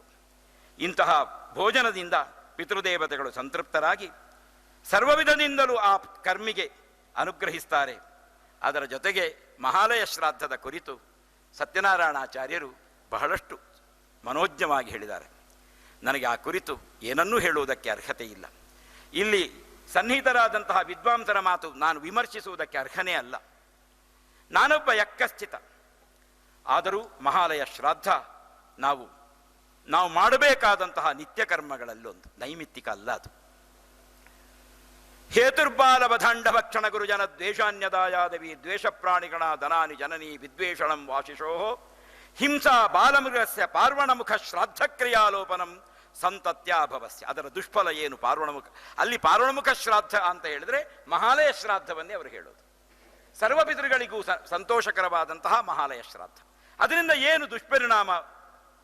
ಪಾರ್ವಣಮುಖ ಶ್ರಾದ್ದಕ್ರಿಯಾಲೋಪನಂ ಸಂತತ್ಯಾಭವಸ್ಯ. ಮಕ್ಕಳಾಗೋದಿಲ್ಲ ನಿಮಗೆ, ನಿಮ್ಮ ಮಕ್ಕಳು ಸಜ್ಜನರಾಗೋದಿಲ್ಲ, ಸನ್ಮಾರ್ಗಿಗಳಾಗೋದಿಲ್ಲ, ಸಾಧನಶೀಲರಾಗೋದಿಲ್ಲ ಅಂತ ದಾರ್ಢ್ಯರ್ಥೆ ದ್ವಿರುಕ್ತಿ ಅಂತ ಒಂದೇ ವಿಷಯ ದೃಢವಾದಂತಹ ಅರ್ಥವ್ಯಾಪ್ತಿಯಲ್ಲಿ ಬಂದರೆ ಅದು 2 ಬಾರಿ 3 ಬಾರಿ ಬರ್ತಾ ಇರ್ತದಂತೆ. ವಸಂತ ಭಟ್ರಿಗೆ ಗೊತ್ತಿದೆ, ಶಾಸ್ತ್ರ ಓದಿದವರವರೆಲ್ಲ. ಹಾಗಾಗಿ ಪಾರ್ವಣಮುಖ ಶ್ರಾದ್ದದಲ್ಲಿ ಈ ಮಹಾಲಯ ಶ್ರಾದ್ದ ಅತ್ಯಂತ ಉತ್ತುಂಗತೆಯನ್ನು ಹೊಂದಿದೆ. ಮಹಾಲಯ ಶ್ರಾದ್ದ ನಾವು ಮಾಡಲೇಬೇಕಾದಂತು. ಎಲ್ಲಿವರೆಗೆ ಹೇಳಿದ್ರೆ ನಮ್ಮಲ್ಲಿ ಒಂದು ಕುಟುಂಬದಲ್ಲಿ ಮಹಾಲಯ ಶ್ರಾದ್ದ ಆಗ್ತಾ ಇದೆ, ಆ ಕುಟುಂಬದಲ್ಲಿ ಶಾಖೋಪಶಾಖೆಗಳು ಬೆಳೆದಿದೆ, ಬೇಕಾದಷ್ಟು ಸಂಪನ್ನತೆ ಇದೆ, ಬೇರೆದ್ದಕ್ಕೆಲ್ಲ ನಾವು ವ್ಯಯಗಳನ್ನು ಸಾಕಷ್ಟು ಅದಕ್ಕೆ ಬೇಕಾದ ಸಂಪತ್ತನ್ನು ಸಂಚಯಗೊಳಿಸ್ತೇವೆ. ಮಹಾಲಯ ಶ್ರಾದ್ದದ ವಿಷಯ ಬಂದಾಗ ಅದು ನಮ್ಮ ಮೂಲ ಮನೆಯಲ್ಲಿ ಆಗ್ತದೆ. ಯಾಕೆ ಕೇಳಿದ್ರೆ ವಂಶ ಬೆಳೆದಷ್ಟು ಅವನ ಪಿತೃಗಳಿಗೆ ಸಿಗುವುದು ಕಡಿಮೆ ಆಗ್ತದೆ. ವಂಶ ಬೆಳೆದಷ್ಟು ಅವನದ್ದಾದಂತಹ ಮಾತಾಮಹ ಮಾತೃಪಿತಾಮಹಾದಿಗಳಿಗೆ ಅಲ್ಲಿ ಪಿಂಡವೋ ಇವನಿಂದ ಕೊಡಲ್ಪಡತಕ್ಕಂತಹ ವಾರ್ಷಿಕವಾದಂತಹ ತೆರಿಗೆಯೋ ಇಲ್ಲ, ಅವರ ಸ್ಮರಣೆಯೂ ಇರುವುದಿಲ್ಲ. ಹಾಗಾಗಿ ವಂಶ ಬೆಳೆದಷ್ಟು ಅದಕ್ಕೆ ಸಂಬಂಧಪಟ್ಟಂತಹ ಶಾಖೋಪಶಾಖೆಯವರು ನಮ್ಮಲ್ಲಿ ಒಂದು ಅಜ್ಞಾನ ಆತು. ನಮ್ಮ ಮೂಲ ಕುಟುಂಬದಲ್ಲಿದೆ, ನಾವು ಮಾಡಬೇಕಾಗಿಲ್ಲ ಅಂತ. ಇವ ಮೂಲ ಕುಟುಂಬದಿಂದ ಎಷ್ಟೋ ತಲೆಮಾರು ಹಿಂದಿನವ, ಎಷ್ಟೋ ಸಂಪನ್ನತೆ ದೇವರು ಇವನಿಗೆ ಅನುಗ್ರಹಿಸಿದ್ದಾನೆ, ಇವ ಮಹಾಲಯ ಶ್ರಾದ್ದ ಮಾಡೋದಿಲ್ಲ. ಹಾಗಾಗಿ ಮೂಲ ಕುಟುಂಬದ ಎಷ್ಟೋ ಶಾಖೋಪಶಾಖೆಗಳಾದ ತಕ್ಷಣ ನಾವು ಪ್ರತ್ಯೇಕವಾಗಿ ಯಾವುದಾದರೂ ಒಂದು ಪ್ರಾಯಶ್ಚಿತ್ತ ತ್ರಯಗಳಲ್ಲಿ ಋಗ್ವೇಗೋ ತಿಲಹೋಮ, ಕೂಷ್ಮಾಂಡ ಸೂಕ್ತ ಹೋಮ, ಪೌಮಾನ ಸೂಕ್ತ ಹೋಮ, ಈ 3ರಲ್ಲಿ ಒಂದನ್ನು ಆಚರಿಸಿ ಪ್ರತ್ಯೇಕವಾಗಿ ಮಹಾಲಯ ಶ್ರಾದ್ದವನ್ನು ಆಚರಿಸಬೇಕೆಂದು ವೈದ್ಯನಾಥೀಯದಲ್ಲೂ ಉಲ್ಲೇಖ ಇದೆ. ಯಾಕೆ? ವಂಶ ಬೆಳೆದ ಹಾಗೆ ಇವನ ಪಿತೃದೇವತೆಗಳಿಗೆ ಅಲ್ಲಿ ಸಿಗುವುದಿಲ್ಲ, ಇವನ ಪಿತೃವರ್ಗಕ್ಕಲ್ಲಿ ಇಲ್ಲ. ಯಾಕೆ? ಶ್ರಾದ್ದದಲ್ಲಂತವರಿಗೆ ಇಲ್ವೇ ಇಲ್ಲ, ಶ್ರಾದ್ದದಲ್ಲಿ ಸೀಮಿತವಾದದ್ದವರಿಗೆ ಸಿಗುವುದು. ಮತ್ತೆ ಆ ಬ್ರಹ್ಮಣೋ ಯೇ ಪಿತೃವಂಶಜಾತಾ ಮಾತುಸ್ತತಾ ವಂಶ ಭವಾಮದೀಯ ಅಂತ ಇರುವುದು ಅದು ಸಾರ್ವತ್ರಿಕ. ಇವನ ಪಿತೃವಂಶೀಯರಾದ ಇವನ ಮಾತಾಮಹಾದಿಗಳಿಗೆ ಸರಿಯಾದಂತಹ ಹವಿರ್ಭಾಗ ಲಭ್ಯ ಆಗಬೇಕಾಗಿದ್ದರೆ, ಅವರ ಋಣದಿಂದ ಇವನು ಮುಕ್ತನಾಗಬೇಕಾಗಿದ್ದರೆ ಇವನು ಪ್ರತ್ಯೇಕವಾಗಿ ಮಹಾಲಯ ಶ್ರಾದ್ದವನ್ನು ಪ್ರಾರಂಭಿಸಬೇಕು, ಅದನ್ನು ಮುಂದುವರಿಸಬೇಕು. ಹೀಗೆ ಈ ಶ್ರಾದ್ದ ಪ್ರಕ್ರಿಯೆಯಿಂದ ಉನ್ನತವಾದಂತಹ ಸತ್ಸಂತತಿ, ಆ ಸಂತತಿ ಸಾಧಕರಾಗಿ ವಂಶದ ಘನತೆಯನ್ನು ದೇವಪಿತೃಕರ್ಮಗಳನ್ನು ಸರಿಯಾದ ರೀತಿಯಲ್ಲಿ ಎತ್ತರಿಸಿ ದೇವಪಿತೃಕರ್ಮಗಳಲ್ಲಿ ಆಸಕ್ತರಾಗಿ ವಿದ್ಯಾವಂತರಾಗಿ ನಮ್ಮ ವಂಶಕ್ಕೆ ಒಂದು ಅತ್ಯಂತ ಸಂಪನ್ನತೆಯನ್ನು ತಂದುಕೊಡುವ ವ್ಯಕ್ತಿಗಳಾಗಿ ಪರಿಣಮಿಸ್ತಾರಂತೆ. ಹಾಗಾಗಿ ಮಹಾಲಯ ಶ್ರಾದ್ದದಲ್ಲಿ ಎಲ್ಲಿವರೆಗೆ ಕೇಳಿದರೆ ನಾವು ಸಾಕಿದ ಚತುಷ್ಪಾದ ಪ್ರಾಣಿಗಳಿಗೆ, ದ್ವಿಪಾದಿಗಳಿಗೆ ಎಲ್ಲರಿಗೂ ಕೂಡ ಸರಿಯಾದ ರೀತಿಯಲ್ಲಿ ಧರ್ಮಪಿಂಡದ ಯೋಜನೆ ಇದೆ. ಆ ಧರ್ಮಪಿಂಡವನ್ನು ಸಮರ್ಪಿಸುವುದರಿಂದ ಪಿತೃದೇವತೆಗಳ ಪರಿವಾರ ದೇವತೆಗಳಾದ ಇವರೂ ಕೂಡ ನಮಗೆ ಅನುಗ್ರಹಿಸಿ ಋಣವೆಂಬ ಸೂತಕವು ಜನ್ಮ ಜನ್ಮಾಂತರಕ್ಕೆ ಆ ಪಿತೃಋಣದಿಂದ ನಾವು ಮುಕ್ತರಾಗಿ ತನ್ಮೂಲಕ ಪಿತೃದೇವತೆಗಳ ಅನುಗ್ರಹಕ್ಕೆ ಪಾತ್ರರಾಗುವುದಕ್ಕೆ ನಮಗೆ ಅವಕಾಶ ಸಾಕಷ್ಟು ಅಲ್ಲಿ ಲಭ್ಯವಾಗ್ತದೆ. ಇನ್ನು ಪಿತೃಪಕ್ಷದಲ್ಲಿ ನಿತ್ಯವೂ ಪಿತೃದರ್ಪಣ ಕೊಡುವುದು ಅತ್ಯಂತ ಸಮುಚಿತವಾದರೂ ಕೊನೆಗೆ ತನ್ನ ಮಾತಾಪಿತೃಗಳ ತಿಥಿಯಂದಾದರೂ ನಾವು ಪಿತೃದರ್ಪಣವನ್ನು ಸಮರ್ಪಿಸಿ ಮಹಾಲಯ ಶ್ರಾದ್ದವನ್ನು ಮಾಡಬೇಕು. ಅಷ್ಟೇ ಅಲ್ಲ, ಮಹಾಲಯ ಶ್ರಾದ್ದದಲ್ಲಿ ನಾವು ಭಾಗವಹಿಸುವಿಕೆಯ ಆ ಒಂದು ಉದಾರತೆಯನ್ನು ನಾವು ಆಚರಿಸಬೇಕು. ಇವತ್ತಿಗೆ ಕುಟುಂಬದ ಮೂಲ ಮನೆಯಲ್ಲಿ ಶ್ರಾದ್ದ ಕರ್ಮ ಆಗ್ತದೆ ಆದರೆ ಹೋಗದೇ ಇರುವುದೇ ಹೆಚ್ಚು. ನಾವು ಹೋಗೋದಿಲ್ಲ, ಅಲ್ಲಿ ಆಗ್ತದೆ ಹೋಗಿ. ಕರ್ತ ಕಾರಯಿತಾಚ ಪ್ರೇರಕ ಸ್ಥಾನಮೋದಕ ಸುಕೃತೆ ದುಷ್ಕೃತೆ ದೈವ ಚತ್ವಾರ ಸಮಭಾಗಿನಃ.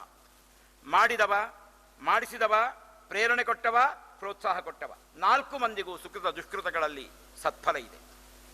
ಹಾಗಾಗಿ ಮಹಾಲಯ ಶ್ರಾದ್ದ ನಮ್ಮ ಮೂಲ ಮನೆಯಲ್ಲಿ ಆಗ್ತದೆ ಅಂತಾದರೆ ನಾವು ಹೋಗಿ ನಮ್ಮದಾದಂತಹ ಶ್ರದ್ಧೆಯ ಭಾಗವಹಿಸುವಿಕೆ ಕೂಡ ಅದರಲ್ಲಿ ಸತ್ಫಲವನ್ನು ನೀಡುತ್ತದೆ. ಅಲ್ಲಿ ಶ್ರಾದ್ದ ಅವರಷ್ಟಕ್ಕೆ ಮಾಡ್ತಾರೆ, ನಮ್ಮ ಪಿತೃದೇವತೆಗಳಿಗೆ ಅಲ್ಲಿ ಆವಿರ್ಭಾಗ ಲಭ್ಯವಾಗ್ತದೆ ಅಂತ ಉದಾಸೀನತೆ ಖಂಡಿತ ಸಲ್ಲ. ಅದರಲ್ಲಿ ತ್ರಿಕರಣ ಪೂರ್ವಕವಾಗಿ ಭಾಗವಹಿಸಬೇಕು. ಅಲ್ಲಿಯದ್ದಾದಂತಹ ಪಿತೃಪ್ರಸಾದವನ್ನು ಸ್ವೀಕರಿಸಬೇಕು. ಪಿತೃದೇವತೆಗಳು ಆ ದಿವಸ ಆ ಮನೆಗೆ ವಿಶ್ವದೇವತೆಗಳ ಜೊತೆಗೆ ಬಂದು ವಿಹರಿಸುವಂತಹ ಆ ಕ್ಷಣದಲ್ಲಿ ನಾವು ಭಾಗಿಗಳಾಗಬೇಕು. ಅದರಿಂದ ಅವರದ್ದಾದಂತಹ ಅನುಗ್ರಹ ನಮಗೆ ಸಿದ್ಧಿಸ್ತದೆ. ಪಿತೃದೇವತೆಗಳ ಅನುಗ್ರಹ ನಮ್ಮ ಜೀವನದ ಉತ್ತರೋತ್ತರ ಅಭ್ಯುದಯಕ್ಕೆ ಪ್ರಧಾನವಾದಂತಹ ಕಾರಣವಾಗ್ತದೆ. ಇನ್ನು ಅಭಿಧವಾ ನವಮಿಯ ಬಗ್ಗೆ ಹೇಳಿದರು, ಒಂದು ವಿಶೇಷವಾದಂತಹ ಸಂದೇಹ ನಿವೃತ್ತಿಯಾಯಿತು. ಇನ್ನು ಜೀವತ್ಪಿತೃಗಳಾದಂತಹ ವ್ಯಕ್ತಿಗಳ ಕುರಿತಾಗಿ ಮಹಾಲಯವನ್ನು ಯಾವ ರೀತಿ, ಜೀವತ್ಪಿತೃಗಳಿದ್ದರೂ ಮಹಾಲಯವನ್ನು ಯಾವ ರೀತಿ ನಡೆಸಬೇಕು ಇತ್ಯಾದಿಗಳ ಕುರಿತು ಅತ್ಯಂತ ಆಳವಾದಂತಹ ಅಧ್ಯಯನದ ಮೂಲಕ ವಿಷಯವನ್ನು ಮಂಡಿಸಿದಂತಹ ಸತ್ಯನಾರಾಯಣಾಚಾರ್ಯರ ಈ ಉಪನ್ಯಾಸದಿಂದ ನಾನೂ ಬಹಳಷ್ಟು ತಿಳಿದುಕೊಂಡೆ. ಎಷ್ಟೋ ವಿಷಯಗಳು ನನಗೆ ತಿಳಿದಿರಲಿಲ್ಲ. ಅದರ ಜೊತೆಗೆ ಶಸ್ತ್ರಹತ ಶ್ರಾದ್ದ, ಇದೊಂದು ಅಧಿಕಾರ ಇದ್ದ ನಾವೆಲ್ಲ ಈ ದೇಶದ ಒಳಿತಿಗಾಗಿ ಮಾಡಬೇಕು. ಯಾರಾಲಾವಾಶಾಸ ಅಕ್ಷರಗಳಿದೆ. ಅದರಲ್ಲಿ ಮೊದಲಿಗೆ ವಾ ಅನ್ನುವ ಅಕ್ಷರ ಬರ್ತದೆ, ಆಮೇಲೆ ಶ ಅನ್ನುವ ಅಕ್ಷರ ಬರ್ತದೆ, ಆಮೇಲೆ ಹ ಅನ್ನುವ ಅಕ್ಷರ ಬರ್ತದೆ. ಸರಿಯಾದ ರೀತಿಯಲ್ಲಿ ವಾ ಅನ್ನುವ ಅಕ್ಷರ ದೇವ ಅನ್ನುವಂತಹ ಶಬ್ದವನ್ನು ಪ್ರತಿನಿಧೀಕರಿಸ್ತದೆ. ಶ ಅನ್ನುವ ಅಕ್ಷರ ದೇಶ ಅನ್ನುವ ಶಬ್ದವಂತ ಪ್ರತಿನಿಧೀಕರಣವನ್ನು ಮಾಡುತ್ತದೆ. ಹ ಅನ್ನುವುದು ದೇಹ ಶಬ್ದದ ಪ್ರಾತಿನಿಧ್ಯವನ್ನು ಹೊಂದಿರುತ್ತದೆ. ಸರಿಯಾದ ರೀತಿಯಲ್ಲಿ ನಾವು ದೇವಧರ್ಮದ ಪರಿಪಾಲನೆಯನ್ನು ಮಾಡಬೇಕು. ಅದು ಪಿತೃ ಕರ್ಮ ಇರಲಿ, ದೇವಕರ್ಮ ಇರಲಿ, ಅಷ್ಟೂ ದೇವಕರ್ಮದ ವ್ಯಾಪ್ತಿಯಲ್ಲಿ ಬರ್ತದೆ. ಆಮೇಲೆ ದೇಶಕ್ಕಾಗಿ ಏನನ್ನಾದರೂ ಮಾಡಬೇಕು. ದೇಶ ಧರ್ಮಗಳು ಸುರಕ್ಷಿತವಾಗಿದ್ದರೆ ದೇಹ ಧರ್ಮ ಸುರಕ್ಷಿತವಾಗಿರ್ತದೆ, ಇಲ್ಲದಿದ್ದರೆ ನಮ್ಮ ದೇಹ ಧರ್ಮ ಸುರಕ್ಷಿತವಾಗಿರುವುದೇ ಇಲ್ಲ. ಹಾಗಾಗಿ ಅಧಿಕಾರ ಇದ್ದ ನಾವು ಎಷ್ಟು ಮಾಡ್ತೇವೆ, ಎಷ್ಟು ಬಿಡ್ತೇವೆ ಅನ್ನುವುದಲ್ಲ, ನಮ್ಮ ದೇಶದ ಒಳಿತಿಗಾಗಿ, ನಮ್ಮ ದೇಶಕ್ಕಾಗಿ ಬಲಿದಾನ ಮಾಡಿದಂತಹ ನಮ್ಮ ದೇಶದ ಸೈನಿಕ ವರ್ಗವನ್ನು ಸಂಕಲ್ಪಿಸಿ ಆದರೂ ಶಸ್ತ್ರಹತ ಶ್ರಾದ್ದವನ್ನು ನಾವು ಮಾಡುವುದು, ಅದಕ್ಕೊಂದು ಸರಿಯಾದಂತಹ ಒಂದು ಧಾರ್ಮಿಕವಾದಂತಹ ರೂಪರೇಖೆಗಳನ್ನು ಕೊಟ್ಟು ಮಾಡುವುದರಿಂದ ಈ ದೇಶದ ಋಣದಿಂದ ಮುಕ್ತರಾಗುವುದಕ್ಕೆ ಶಕ್ಯ ಇಲ್ಲ. ಆದರೂ ಋಣದ ಭಾರವನ್ನು ನಾವು ಕಡಿಮೆ ಮಾಡಿಕೊಳ್ಳಬಹುದು ಅನ್ನುವ ಒಂದು ಸಂದೇಶ ನಮ್ಮ ಸತ್ಯನಾರಾಯಣಾಚಾರ್ಯರ ಮುಖೋದ್ಗತವಾಯಿತು. ನಮ್ಮ ದೇಶಕ್ಕಾಗಿ ಹಗಲಿರುಳು ಕಷ್ಟ ಅನುಭವಿಸಿ ತಮ್ಮ ಪರಿವಾರವನ್ನೋ, ತಮ್ಮ ಸಂಸಾರವನ್ನೋ, ತಮ್ಮದಾದಂತಹ ಕುಟುಂಬವನ್ನೋ ಬಿಟ್ಟು ದೂರ ಪ್ರದೇಶದಲ್ಲಿ ದೇಶಕ್ಕಾಗಿ ತ್ಯಾಗ ಮಾಡಿದ ಆ ದಿವ್ಯ ಚೇತನಗಳ ಪ್ರೀತ್ಯರ್ಥವಾಗಿ ಕನಿಷ್ಠ ಪಕ್ಷ ಅಧಿಕಾರ ಇರುವ ನಾವು ಒಂದು ತರ್ಪಣವನ್ನಾದರೂ ಅವರ ಸಂಕಲ್ಪದಲ್ಲಿ ನಾವು ನಡೆಸುವುದರಿಂದ ನಾವು ದೇಶದ ಋಣದಿಂದ ಮುಕ್ತರಾಗುವುದಕ್ಕೆ ಅವಕಾಶ ಇದೆ. ಅದರಿಂದ ದೇವರು ಸಂತೃಪ್ತನಾಗ್ತಾನೆ. ನಮ್ಮ ದೇಹ ಸುರಕ್ಷಿತವಾಗಿ ದೇಶದಲ್ಲಿ ನಮ್ಮದಾದ ಧರ್ಮಕರ್ಮಗಳನ್ನು ಆಚರಿಸಿಕೊಂಡು ಬಾಳುವುದಕ್ಕೆ ಅರ್ಹತೆಯನ್ನು ಹೊಂದುತ್ತದೆ. ಹೀಗಾಗಿ ಶಸ್ತ್ರಹತ ಶ್ರಾದ್ದಾದಿಗಳ ಒಂದು ವಿಶೇಷವಾದಂತಹ ಒಂದು ಮಹತ್ವವನ್ನು ಆಚಾರ್ಯರು ಇಲ್ಲಿ ಸರಿಯಾದ ರೀತಿಯಲ್ಲಿ ನಮಗೆ ಬೋಧವಾಗುವಂತೆ ವಿಶ್ಲೇಷಿಸಿದರು. ಅದರ ಜೊತೆಗೆ ಇನ್ನೊಮ್ಮೆ 2ನೇ ಅವಧಿಯಲ್ಲಿ ನನ್ನ ಆತ್ಮೀಯ ಮಿತ್ರರಾದಂತಹ, ನಾನು ಮಿತ್ರರು ಅಂತ ಹೇಳೋದಿಲ್ಲ, ಗುರು ಸದೃಶರವರು, ಅವರ ಪುಸ್ತಕಗಳನ್ನು ಇವತ್ತಿಗೂ ನಾನು ಅಧ್ಯಯನ ಮಾಡ್ತೇನೆ, ಆಗಮ ಪುಸ್ತಕಗಳನ್ನು. ಕೃಷ್ಣಮೂರ್ತಿ ಬಾಯರಿಯವರು ತರ್ಪಣ ವೈವಿಧ್ಯದ ಬಗ್ಗೆ, ಶ್ರಾದ್ದ ಮಹತ್ವವನ್ನು ಹೇಳುವಂತಹ ಸಪ್ತವ್ಯಾಧ ದಶಾರಣೇಶು ಅನ್ನುವ ಆ ಒಂದು ಸೂಕ್ತದ ಬಗ್ಗೆ, ತೀರ್ಥಸ್ನಾನ, ನದಿ ಸಮುದ್ರ ಸ್ನಾನ ಮಾಡುವಾಗ ಅಲ್ಲಿ ಪಿತೃದರ್ಪಣ ಕೊಡುವ ಬಗ್ಗೆ, ನಿತ್ಯವೂ ಕೂಡ ವೇದ ಶಾಸ್ತ್ರಾದಿಗಳನ್ನು ಕೃತಜ್ಞತೆಯಿಂದ ನೆನೆಯಬೇಕು. ನಾವು ಋಷಿಮನಿಗಳು ಕೊಟ್ಟಂತಹ ಆ ಜ್ಞಾನದ ಖನಿಗಳದು. ಕೃತಜ್ಞೇನಾಸ್ತಿ ನಿಷ್ಕೃತಿ, ಬ್ರಹ್ಮಯಜ್ಞ ಅಂತ ಒಂದು ಪ್ರಕ್ರಿಯೆ ಇದೆ ನಮಗೆ ಋಗ್ವೇದಿಗಳಿಗೆ. ಅದು ನಾವು ಋಗ್ವೇದವನ್ನೋ, ಯಜುರ್ವೇದವನ್ನೋ, ಸಾಮವೇದವನ್ನೋ, ಆಮೇಲೆ ಬೇರೆ ಬೇರೆ ಮಹಾಭಾರತ, ಭಾಗವತ, ರಾಮಾಯಣ, ಇನ್ನು ನಿಘಂಟು, ಬ್ರಹ್ಮಸೂತ್ರ, ವ್ಯಾಕರಣ ಇತ್ಯಾದಿ ಗ್ರಂಥಗಳನ್ನು ಭಕ್ತಿಯಿಂದ ಅದರದ್ದಾದ ಒಂದೊಂದೇ ಸೂತ್ರವನ್ನು ನಾವು ಆ ಸಂದರ್ಭದಲ್ಲಿ ಪಠಿಸುವ ಮೂಲಕ, ನೆನಪಿಸುವ ಮೂಲಕ ಅವರಿಗೆ ಕೃತಜ್ಞತೆಯನ್ನು ಸಲ್ಲಿಸುವ ಒಂದು ಪ್ರಕ್ರಿಯೆ ಅದು ಬ್ರಹ್ಮಯಜ್ಞ ಅನ್ನೋದು. ನಮಗೆ ಈ ಜ್ಞಾನದ ಖನಿಗಳನ್ನು ನೀಡಿದ್ದಾರೆ ಅವರು.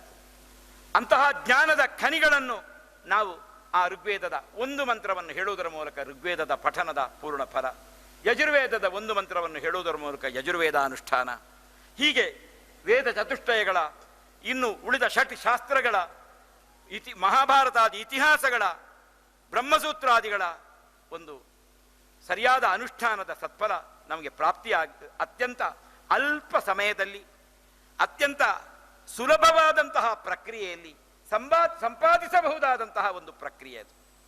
ಅದನ್ನು ನಡೆಸಿ ದೇವರ ತರ್ಪಣ, ಋಷಿ ತರ್ಪಣ, ಆಮೇಲೆ ಪಿತೃತುಲ್ಯರಾದಂತಹ ಋಷಿಗಳ ತರ್ಪಣ, ಆಮೇಲೆ ಪಿತೃತರ್ಪಣ, ಇದರ ಕುರಿತಾಗಿ ಮನೋಜ್ಞವಾಗಿ ಹೇಳಿದ್ದಾರೆ. ಅದು ಕೂಡ ಶ್ರಾದ್ದವೇ ಆಗಿರ್ತದೆ. ಅದಕ್ಕೆ ತರ್ಪಣ ಶ್ರಾದ್ದವೆಂದೇ ಹೆಸರು. ಅದು ಕೂಡ ನಮ್ಮದಾದಂತಹ ನಿತ್ಯ ಕರ್ಮಗಳಲ್ಲಿ ಸೇರಿದ್ದು, ಅದರದ್ದಾದಂತಹ ಮಹತ್ವವನ್ನು ಸರಿಯಾದಂತಹ ರೀತಿಯಲ್ಲಿ ಅವರು ನಮ್ಮ ಮುಂದೆ ಕಟೆದು ನಿಲ್ಲಿಸಿದ್ದಾರೆ. ಇನ್ನು ಶ್ರಾದ್ದಾದಿಗಳನ್ನು ನಡೆಸುವ ವಿಷಯದಲ್ಲಿ ಗೃಹಸ್ಥಸ್ಯ ಕ್ರಿಯಾ ಸರ್ವಾಹ ನಶೋಭಂತೆ ಗೃಹಂ ವಿನಾ, ಆದಷ್ಟು ಶ್ರಾದ್ದಾದಿಗಳನ್ನು ನಮ್ಮ ಮನೆಯಲ್ಲೇ ನಡೆಸುವುದು ಸಮುಚಿತ. ಇವತ್ತಿನ ದಿವಸ ಪೇಟೆ, ಮಡಿ, ಆಚಾರಾದಿಗಳ ಕೊರತೆ ನಮಗೆ ಕಾಡಿದರೂ ಶ್ರಾದ್ದದ ಒಂದು ಪ್ರಕ್ರಿಯೆಯ ಕಾರಣದಿಂದ ಆದಷ್ಟು ನಮ್ಮದಾದಂತಹ ಮನೆಯಲ್ಲೇ, ಯಾಕೆ ಹವ್ಯ ಕವ್ಯಗಳಿಗಾಗಿ ದೇವರು ನಮಗೆ ಅನುಗ್ರಹ ಮಾಡಿದ್ದು ಮನೆಯನ್ನು.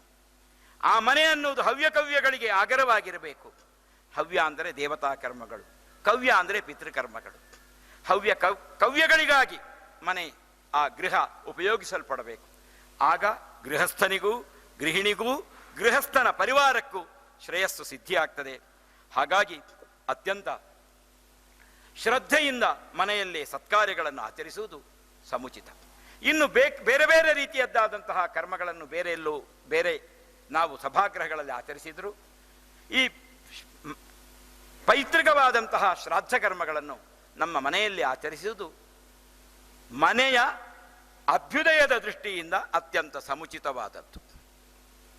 ಇನ್ನು ಧರ್ಮಶಾಸ್ತ್ರದ ದೃಷ್ಟಿಯಿಂದ ಬೇರೊಬ್ಬರ ಮನೆಯಲ್ಲಿ ನಮ್ಮ ಪಿತೃಕರ್ಮವನ್ನು ನಡೆಸುವುದಕ್ಕೆ ನಮಗೆ ಹಕ್ಕೇ ಇಲ್ಲ. ಹಾಗಾಗಿ ಆದಷ್ಟು ನಮ್ಮ ಮನೆಯಲ್ಲಿ ನಡೆಸುವ ಕುರಿತು ನಾವು ಯೋಚಿಸಿದರೆ ಈ ಗೋಷ್ಠಿ ಸಾರ್ಥಕ. ಇನ್ನು ಅದರ ಜೊತೆಗೆ ನಾಂದಿ ಶ್ರಾದ್ದದ ಬಗ್ಗೆ ಅವರು ಸರಿಯಾದ ರೀತಿಯಲ್ಲಿ ದೇವರ ಸಮಾರಾಧನೆ ಅನ್ನುವ ಒಂದು ಶೀರ್ಷಿಕೆಯಲ್ಲಿ ಹೇಳಿದರು. ಪಿತೃಕರ್ಮಕ್ಕೆ ದೇವತೆಗಳು ಅಧೋಮುಖರಾಗಿ ಮ್ಲಾನವದನರಾಗಿ ಬರ್ತಾರೆ. ಈ ಪ್ರಕ್ರಿಯೆಗೆ ಊರ್ಧ್ವಮುಖರಾಗಿ ಕಣ್ಣರಳಿಸಿಕೊಂಡು ಹಸನ್ಮುಖಿಗಳಾಗಿ ಬರ್ತಾರೆ. ಹೌದು, ಆ ರೀತಿಯಾಗಿ ಅವರು ಬಂದದ್ದರಿಂದಲೇ ಆ ನಾಂದಿ ಶ್ರಾದ್ದವನ್ನು, ವೃದ್ಧಿಶ್ರಾದ್ದವನ್ನು ನಡೆಸಿದ್ದರ ಪರಿಣಾಮವಾಗಿಯೇ ಅವರ ಸಾನ್ನಿಧ್ಯ ಆ ಮನೆಯಲ್ಲಿ ನೆಲೆಯಾಗಿರ್ತದೆ. ನೆಲೆಯಾಗಿರುವ ಕಾರಣದಿಂದ ಆ ಕುಟುಂಬಕ್ಕೆ ಮತ್ತೆ ಯಾವುದೇ ಅಶುದ್ಧಿ ಬಂದರೂ ಬಾಧಿಸುವುದಿಲ್ಲ. ಆ ಸಂಕಲ್ಪಿತವಾದ ಕರ್ಮ ನಡೆಯುವುದು ಪಿತೃದೇವತೆಗಳ ಯೋಗ್ಯತೆಯಿಂದ, ಅವರ ಅನುಗ್ರಹದಿಂದ. ನಾಂದಿ ಸಮಾರಾಧನೆಯನ್ನು ಮಾಡಿದರೆ ಮತ್ತೆ ಯಾವ ಕಾರಣದಿಂದಲೂ ನಿಶ್ಚಯಿಸಲ್ಪಟ್ಟಂತಹ ಮದುವೆಯೋ ಉಪನಯನವೋ ಅಥವಾ ಬೇರೆ ಸೀಮಂತಾದಿ ಕರ್ಮಗಳು ಯಾವುದೇ ಕಾರಣದಿಂದ ನಿಲ್ಲಲ್ಪಡುವುದಿಲ್ಲ. ಕಾರಣ ಏನು? ಪಿತೃದೇವತೆಗಳು ಬಂದಾಗಿದೆ ಆ ಲೋಕದಿಂದ. ವಿಶ್ವೇ ದೇವತೆಗಳು ಅವರನ್ನು ಕರ್ಕೊಂಡು ಬಂದು ಅವರ ಮನೆಯಲ್ಲಿ ಸನ್ನಿಹಿತರಾಗಿ ಆಗಿದೆ. ಹಾಗಾಗಿ ಯಾವುದೇ ಅಶುದ್ಧವನ್ನು ತಡೆಯುವಂತಹ ಅಂತಃಶಕ್ತಿ ಆ ದಿವ್ಯ ಚೇತನಗಳಿಗಿವೆ. ಆ ಕಾರಣದಿಂದ ಯಾವ ಅಶುದ್ಧಿ ಬಂದರೂ, ಗುರುತರವಾದ ಅಶುದ್ಧಿ ಬಂದರೂ ಅದನ್ನು ತಡೆದು ಪಿತೃಕರ್ಮವನ್ನು, ಆ ಉದ್ದೇಶಿತವಾದಂತಹ ಸಂಕಲ್ಪಿತವಾದ ಕರ್ಮವನ್ನು ಸರಿಯಾದಂತಹ ರೀತಿಯಲ್ಲಿ ಮುನ್ನಡೆಸುವಂತಹ ಸಾಮರ್ಥ್ಯ ಆ ಪಿತೃದೇವತೆಗಳಿದೆ. ಇನ್ನೊಮ್ಮೆ ಒಂದು ಮಾತು ಈ ಗೋಷ್ಠಿಯಲ್ಲೇ ಸನ್ನಿಹಿತವಾಯಿತು. ಸತ್ಯನಾರಾಯಣ ಪೂಜೆ ಮಾಡಿಸುವವರಿದ್ದೇವೆ. ಇನ್ನು ಬೇರೆ ಬೇರೆ ಗೃಹಶಾಂತಿ, ಗೃಹ ಪ್ರವೇಶಕ್ಕೆ ಸಂಬಂಧಪಟ್ಟ ಕರ್ಮವನ್ನು ನಡೆಸುವವರಿದ್ದೇವೆ. ಶ್ರಾದ್ದ ಕರ್ಮವನ್ನು ನಾವು ನಡೆಸುವವರು ಬಹಳ ಕಡಿಮೆಯಾಗಿದ್ದೇವೆ ಅಂತ. ಹೌದು, ಇದು ಸಾಂಸ್ಕೃತಿಕವಾದಂತಹ ದೊಡ್ಡ ದುರಂತ. ನಮಗದು ಬೇಕೇ ಬೇಕು. ನಾವು ಮಾಡಿಸುವುದು ಬಿಡುವುದು ಅವನವನದ್ದಾದಂತಹ ವೃತ್ತಿಯ ಲಭ್ಯತೆ ಅಲಭ್ಯತೆ. ಆದರೆ ಶ್ರಾದ್ದ ಕರ್ಮದ ಅಧ್ಯಯನ ನಮಗೆ ಜೀವನದಲ್ಲಿ ಸಾರ್ಥಕತೆಯನ್ನು ಅನುಗ್ರಹಿಸ್ತದೆ. ಇನ್ನು ಬೇರೆ ಬೇರೆ ದೇವತೆಗಳು ಬೇರೆ ಬೇರೆ ಆರಾಧನೆಯಿಂದ ಸಂತೃಪ್ತರಾಗಿ ಏನನ್ನು ಅನುಗ್ರಹಿಸಬಹುದು, ಆ ಎಲ್ಲ ಅನುಗ್ರಹವನ್ನು ಪಿತೃದೇವತೆಗಳು ಸಂತೃಪ್ತರಾಗಿ ಶ್ರಾದ್ದ ಅನ್ನುವ ಕರ್ಮದಿಂದ ಸಂತುಷ್ಟರಾದ ಅವರ ಅನುಗ್ರಹದಿಂದ ಪ್ರಾಪ್ತಿಯಾಗ್ತದೆ ಅನ್ನೋದು ನಿಶ್ಚಯ. ಬೇರೆ ಬೇರೆ ಕರ್ಮಗಳನ್ನು ನಾವು ಮಾಡೋಣ, ಆದರೆ ಅದರಿಂದ ಯಾವ ಫಲಗಳು ನಮಗೆ ಪ್ರಾಪ್ತಿಯಾಗಬಹುದೋ ಅಂತಹ ಫಲಗಳು ನಮಗೆ ಎಲ್ಲ ರೀತಿಯಿಂದ ನಮ್ಮದಾದಂತಹ ದೇವರ ಆರಾಧನೆಯಿಂದ ಪ್ರಾಪ್ತಿಯಾಗತಕ್ಕಂತಹ ಫಲಗಳು ಪಿತೃದೇವತೆಗಳ ಅನುಗ್ರಹದಿಂದ ನಮಗೆ ಲಭ್ಯವಾಗ್ತದೆ. ಪಿತೃದೇವತೆಗಳ ಅನುಗ್ರಹಿಸುವುದರ ಪರಿಣಾಮವಾಗಿ ನಮ್ಮ ಜೀವನ ಸಾರ್ಥಕತೆಯನ್ನು ಹೊಂದುತ್ತದೆ ಅಂತ ಹೇಳ್ತಾ, ಶತೇಷು ಜಾಯತೆ ಶೂರಃ ಸಹಸ್ರೇಷು ಜ ಪಂಡಿತಃ ವಕ್ತಾ ದಶ ಸಹಸ್ರೇಷು ಶ್ರೋತಾ ಭವತಿ ವಾನವ ಅನ್ನುವಂತಹ ಸುಭಾಷಿತಕಾರನ ಮಾತನ್ನು ನೀವೆಲ್ಲ ಕೃಪೆಯಿಂದ ಸುಳ್ಳಾಗಿಸಿದ್ದೀರಿ. ಅದಕ್ಕಾಗಿ ನಿಮಗೆ ಆಭಾರಿಯಾಗಿ ಸಮಸ್ತ ಶ್ರೋತೃಗಳಿಗೂ ನಾನು ಕೃತಜ್ಞತೆಯನ್ನು ಸಮರ್ಪಿಸ್ತೇನೆ. 100 ಮಂದಿ ಜನಿಸಿದರೆ ಅದರಲ್ಲಿ ಒಬ್ಬ ಶೂರ ಇರ್ತಾನಂತೆ. 1000 ಮಂದಿ ಜನಿಸಿದರೆ ಅದರಲ್ಲೊಬ್ಬ ಪಂಡಿತ ಮೂಡಿ ಬರ್ತಾನಂತೆ. 10,000 ಮಂದಿ ಪಂಡಿತರಲ್ಲಿ ತನ್ನ ಪಾಂಡಿತ್ಯವನ್ನು ಹೇಳುವವ ಒಬ್ಬನಿರ್ತಾನಂತೆ. ಆದರೆ ಆ ಪಾಂಡಿತ್ಯವನ್ನು ಪ್ರಚುರಪಡಿಸುವುದಕ್ಕೆ ಮುಂದಾದಾಗ ಕೇಳುಗರು ಇರ್ತಾರೋ ಇಲ್ವೋ ಅಂತ ತನ್ನನ್ನೇ ತಾನು ಸುಭಾಷಿತಕಾರ ಪ್ರಶ್ನೆ ಮಾಡಿಕೊಳ್ತಾನೆ. ಇಂತಹ ಒಂದೇ ಒಂದು ವಾರದ ವಿರಾಮ ದಿನ ಆದರೂ ನೀವೆಲ್ಲ ಶ್ರೋತೃಗಳು ಬೆಳಿಗ್ಗೆಯಿಂದ ಸಾಯಂಕಾಲದವರೆಗೆ ಈ ಒಂದು ಜ್ಞಾನಯಜ್ಞ ಇದು ಜ್ಞಾನಯಜ್ಞ ಇದು. ಈ ಜ್ಞಾನಯಜ್ಞದಲ್ಲಿ ಪಾಲ್ಗೊಳ್ಳುವ ಮೂಲಕ ನೀವು ಸುಭಾಷಿತಕಾರನ ಮಾತನ್ನು ಸುಳ್ಳಾಗಿಸಿದಿರಿ. ಈ ಒಂದು ಪ್ರಕ್ರಿಯೆಯನ್ನು ಸರಿಯಾದ ರೀತಿಯಲ್ಲಿ ನಡೆಸುವುದಕ್ಕೆ ನೀವು ಬದ್ಧರಾದಿರಿ. ಈ ಪ್ರಕ್ರಿಯೆಯ ಹಿನ್ನೆಲೆಯಲ್ಲಿ ಯಾರದ್ದೆಲ್ಲ ದುಡಿಮೆ ಇದೆಯೋ, ಈ ಪ್ರಕ್ರಿಯೆಯ ಹಿನ್ನೆಲೆ, ಈ ಒಂದು ಸಂಘಟನೆಯ ಹಿನ್ನೆಲೆಯಲ್ಲಿ ಯಾರೆಲ್ಲ ತಮ್ಮದಾದಂತಹ ಕ್ರಿಯಾಶಕ್ತಿಯನ್ನು ಮೆರೆದಿದ್ದಾರೋ ಅವರಿಗೆಲ್ಲರಿಗೂ ಇಲ್ಲಿ ನೆರೆದಿರುವ ಸಮಸ್ತ ವಿದ್ವನ್ಮಣಿಗಳ ಪರವಾಗಿ ಕೃತಜ್ಞತೆಯನ್ನು ತಲೆಬಾಗಿ ಸಮರ್ಪಿಸ್ತಾ, ನಹಿ ಜ್ಞಾನೇನ ಸದೃಶಂ ಪವಿತ್ರಮಿಹ ವಿದ್ಯತೆ, ಜ್ಞಾನಕ್ಕೆ ಸಮಾನವಾದ ಪವಿತ್ರವಾದ ವಸ್ತು ಭಗವಂತನ ಸೃಷ್ಟಿಯಲ್ಲಿ ಬೇರೊಂದಿಲ್ಲ. ಅಂತಹ ಜ್ಞಾನಯಜ್ಞವನ್ನು ನಡೆಸಿದ ನಿಮಗೆಲ್ಲರಿಗೂ ಆಭಾರಿಯಾಗಿ ಶಿರಸಾಷ್ಟಾಂಗ ಪ್ರಣಾಮವನ್ನು ಸಮರ್ಪಿಸಿ, ಬೆಳಗ್ಗಿನಿಂದ ಇಲ್ಲಿಯವರೆಗೆ ನಡೆದಿರತಕ್ಕಂತಹ ಎಲ್ಲ ಗೋಷ್ಠಿಯ ಸಾರಾಂಶವನ್ನು ಮತ್ತು ಇಡೀ ಶ್ರಾದ್ದ ಪ್ರಕ್ರಿಯೆಯ ಎಲ್ಲ ಅಂಗಗಳನ್ನು ಕೂಡ ಮತ್ತೊಮ್ಮೆ ಅವಲೋಕನ ಮಾಡಿ ಅದರ ಸಾರ ಸಂಪೂರ್ಣವನ್ನು ನಮಗೆ ಕಟ್ಟಿಕೊಟ್ಟಿದ್ದಾರೆ ಪಂಜ ಭಾಸ್ಕರ್ ಭಟ್ರು. ಅವರಿಗೆ ನಿಮ್ಮೆಲ್ಲರ ಪರವಾಗಿ ಹೃತ್ಪೂರ್ವಕವಾದ ಧನ್ಯವಾದವನ್ನು ಸಮರ್ಪಣೆ ಮಾಡ್ತೇನೆ.